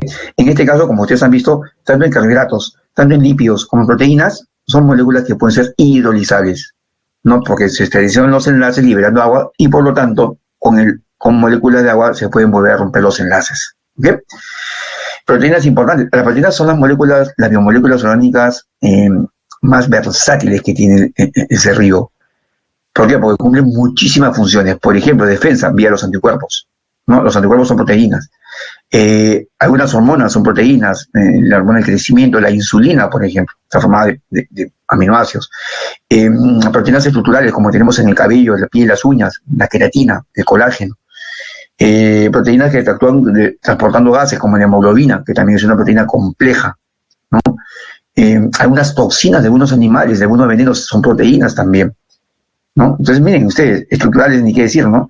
Transportadoras a nivel de la membrana celular, proteínas que permiten el transporte de sustancias hacia el exterior o viceversa. Entonces, las proteínas están y las enzimas, que justamente son aquellas que tienen que ver con las reacciones químicas, uniendo las hormonas, también son proteínas, imagínense.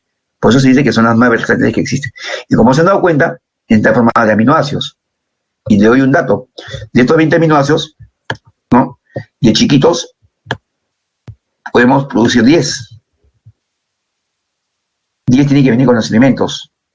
Ahorita de grandes ya tenemos la capacidad de producir 12, ¿no? Pero 8 tienen que seguir viniendo con los alimentos. Y a esos que tienen que venir con los alimentos se llaman aminoácidos esenciales. Mira tú, todo lo que tiene naturaleza proteica que funciona en nuestro cuerpo y no tenemos más que 12 dentro de nosotros fabricando. O sea que tenemos que comer en alimentación altas proteínas. Es importante que sepan esto. Porque, uy, ¿por qué me enfermo? ¿Por qué no me defiendo mi cuerpo? ¿Por qué estoy débil? Uy, ¿por qué no tengo problemas respiratorios? Uy, ¿por qué se me cae el pelo? Uy, ¿por qué se me rompen las uñas? No es porque la gente sea malo o porque tú no has nacido para lavar la ropa ni para cocinar, sino es el hecho de repente que en tu alimentación, en tu dieta, la cantidad de proteínas es muy baja. Por lo tanto, no tienes aminoácidos que te faltan para formar justamente lo que tienes que formar. ¿Okay? Ese es el tercer grupo, entonces, de moléculas orgánicas. Y el último grupo son los ácidos nucleicos. Un ácido nucleico también está formado de unidades. Las unidades se llaman nucleótidos, ¿no? Y los nucleótidos tienen tres componentes. La pentosa, que es el azúcar, de 5 carbonos, un grupo fosfato y una base hidrogenada. Si eres el carbono 1, ahí va a estar siempre la base hidrogenada. Eres el carbono 2, eres el carbono 3, eres el carbono 4 y saliendo está el carbono 5. Entonces, por eso es una pentosa. Entonces, siempre la base hidrogenada va a ser el carbono 1. Siempre un fosfato va a ser el carbono 5. ¿Ok? Bien, hay dos tipos de ácidos nucleicos, el ARN y el ADN. ¿Ok? Y el ADN.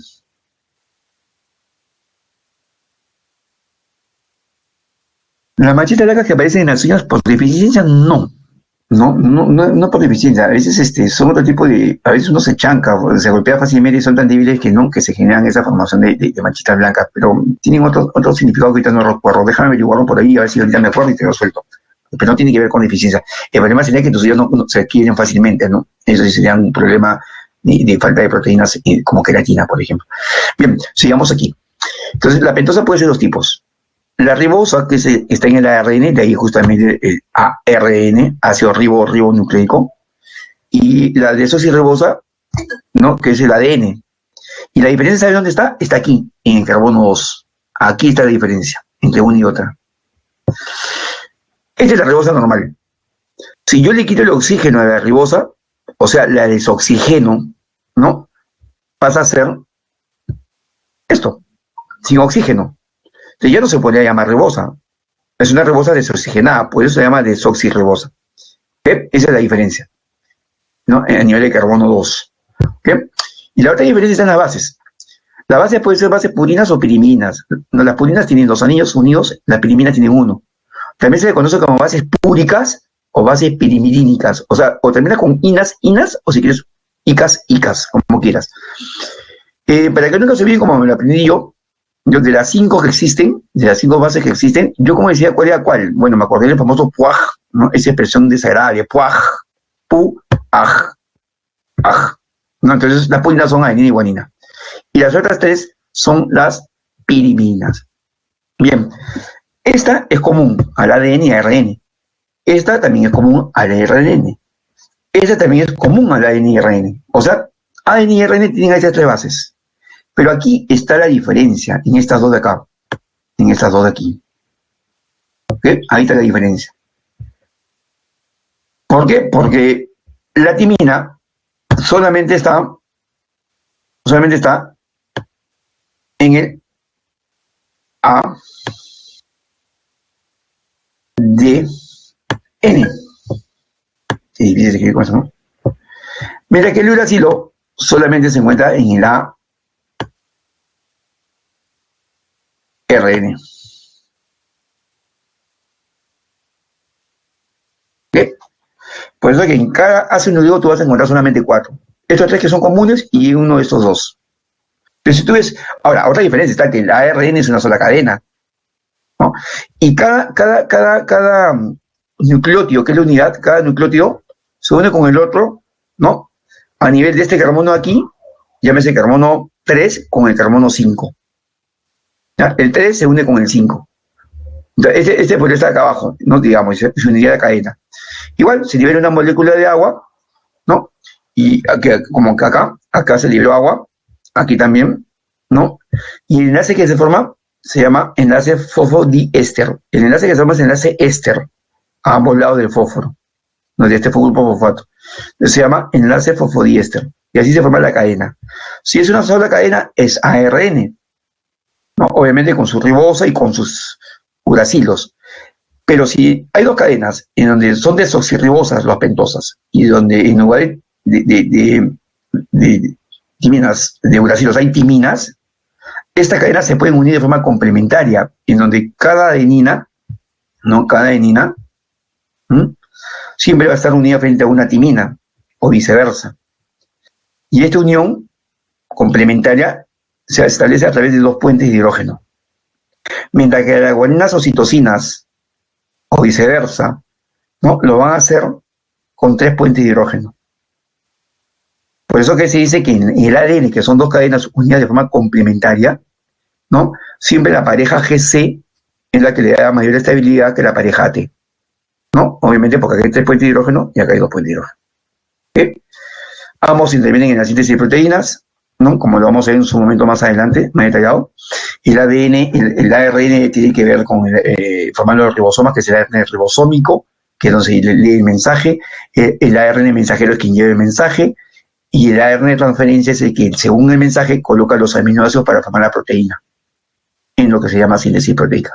En cambio, el ADN lleva información genética, un pedazo es un gen, que es el que va a formar una proteína, usando el ARN, pero a su vez el ADN se puede abrir y de cada hebra formar una copia para que a través de la división celular, llamada mitosis, por ejemplo, se generen células idénticas, ¿no? La misma información genética pase de una generación a la siguiente. No se olviden que nosotros damos un cigoto con información genética y papá y mamá, un ADN único, y ese cigoto por mitosis forma un embrión de dos células idénticas.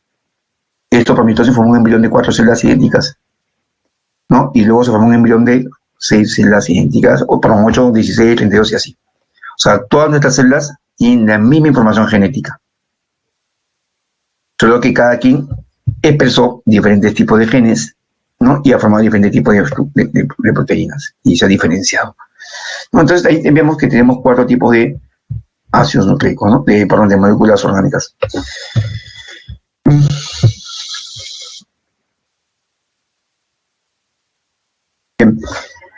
Eh, Hay una cosa que la podemos deducir, chicos, que la recuerdo, que las he leído, pero hay otras que no me acuerdo muy bien, porque acuérdense que no soy médico, ¿no?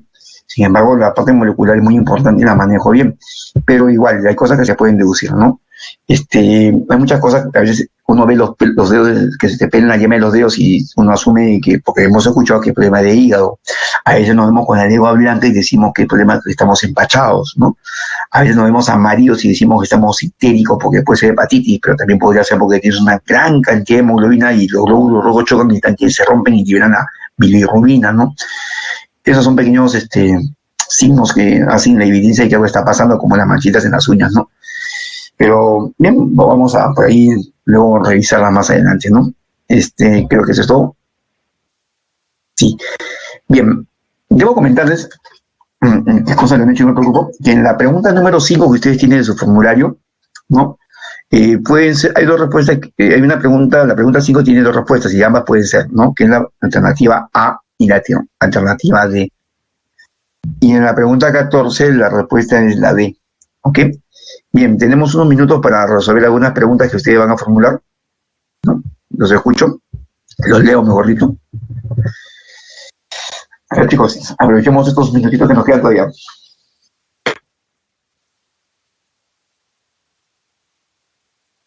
¿Alguna pregunta sobre los temas que hemos desarrollado el día de hoy? Que les quede un poquito flojo por ahí, que quieran profundizar, quieran algún ejemplo más, no sé. Díganme, por favor.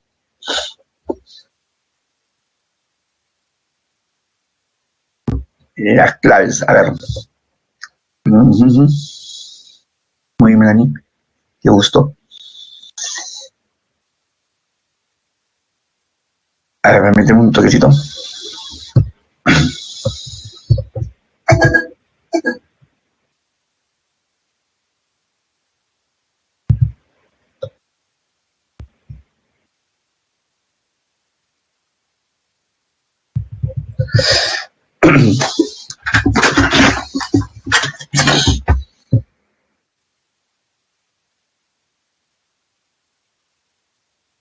Un momentito, por favor.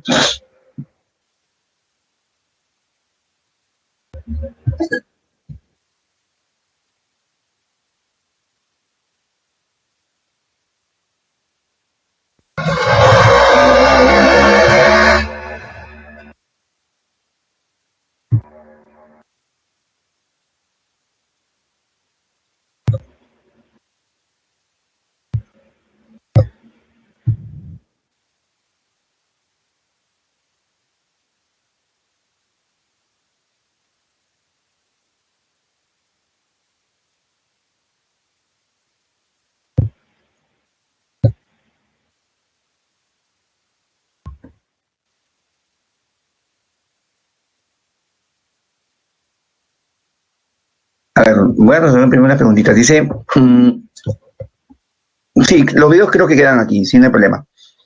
Las bases nitrogenadas son un componente muy importante de los nucleótidos, ¿ya? Justamente se llaman bases nitrogenadas y justamente este nitrógeno, ¿no? En los ácidos nucleicos es lo que hace que estén en abundancia, ¿no? Por eso que entre los bioelementos primarios son, ¿no? El nitrógeno sale justamente de esta fuente, ¿ok? Ahí están las bases nitrogenadas. Hay dos tipos de bases nitrogenadas, como dije, las bases púricas y las pirimidínicas. La púrica formada por dos anillos. Entonces, esto inclusive ¿por qué es interesante? Porque, por ejemplo, como ustedes pueden ver acá, normalmente se ha visto que hay muchas mutaciones que se dan entre estas dos. Una adenina puede cambiar en guanina o viceversa, porque son muy similares. Como acá aquí también, en las piriminas. ¿No? Pueden haber muchas mutaciones que en una situación se convierten en timina o se convierten en uracilo o viceversa. Pero también se ha detectado que ha habido mutaciones cruzadas. ¿Y esto por qué? Porque si te das cuenta, este anillo es muy similar al de acá, ¿sí o no? Y estas mutaciones a lo largo del tiempo han permitido la evolución, pues. Cuando uno compara una proteína del hombre con una proteína de un animal más sencillo, en los programas, en los software que les he comentado, uno puede ver diferencias, dónde está la diferencia y qué hizo que cambiara, ¿no? Que mutara. Mientras las características de los cerebros, ¿cuál es la más resaltante? Todas son importantes. O sea, yo les he mencionado 7 o 8, pero quizá son las más principales, ¿no? Son las básicas. Sin metabolismo no eres un ser vivo, mira el virus, ¿no? Sin reproducción tampoco eres un ser vivo. Si no te reproduces, desapareces. ¿Cuántas especies han tenido problemas de reproducción y han desaparecido a lo largo del tiempo, ¿no? Entonces no han podido mantenerse como seres vivos. El metabolismo es importantísimo, ¿no? Y todo lo que se le he mencionado.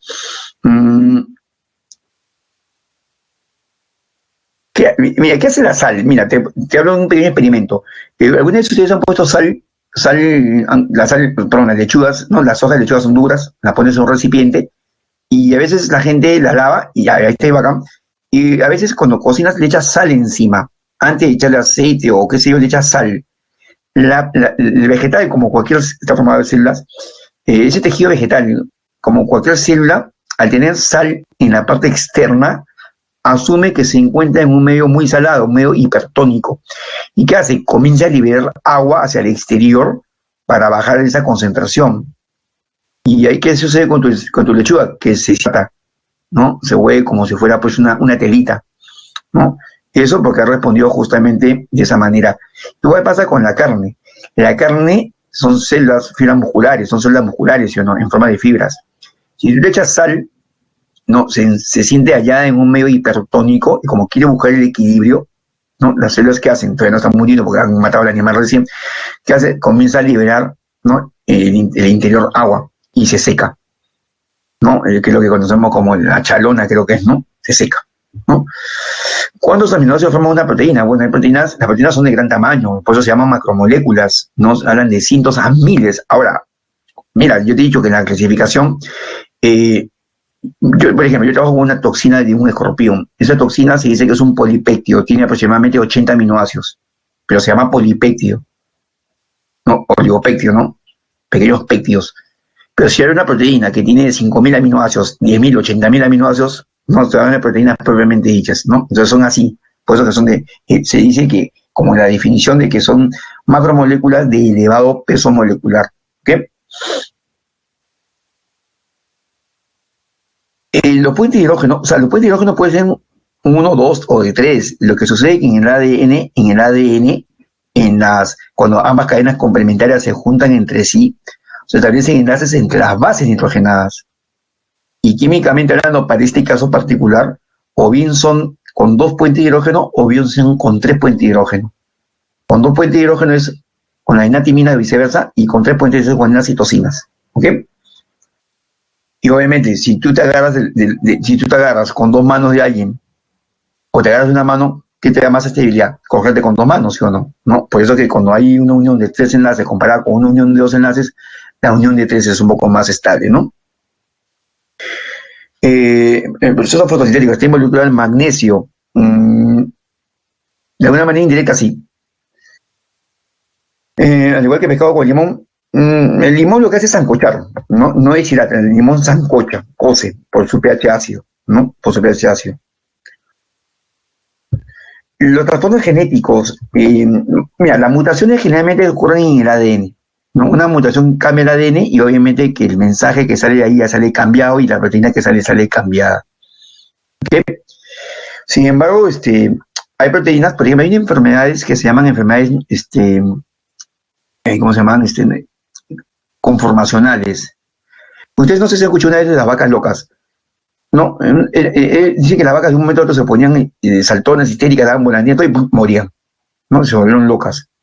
Y llegó la noticia acá de Perú y nadie quería comer carne, ¿no? Como nosotros comiéramos carne de ese lugar donde ocurrió esto. Pero ¿qué sucedía? ¿Qué se descubrió?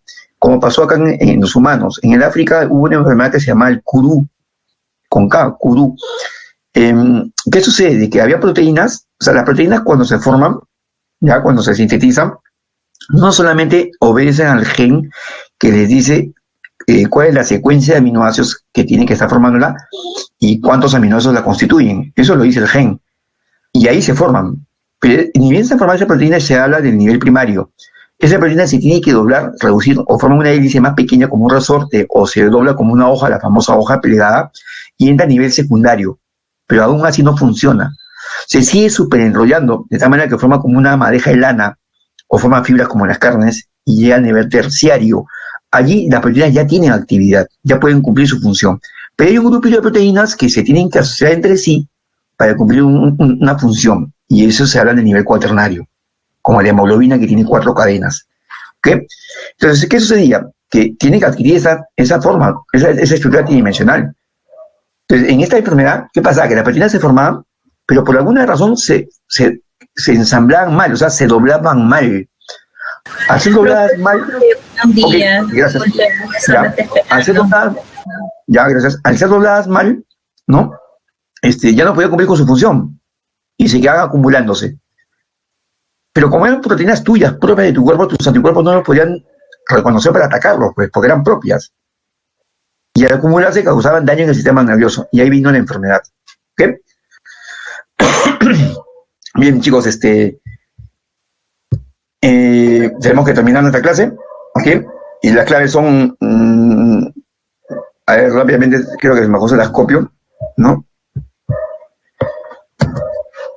1, 2, 3, 4, 5, 6, 7, 8, 9, 10, 11, 12, 13, 14, 15. Bien, cuídense, tienen clases, cuídense, hasta luego.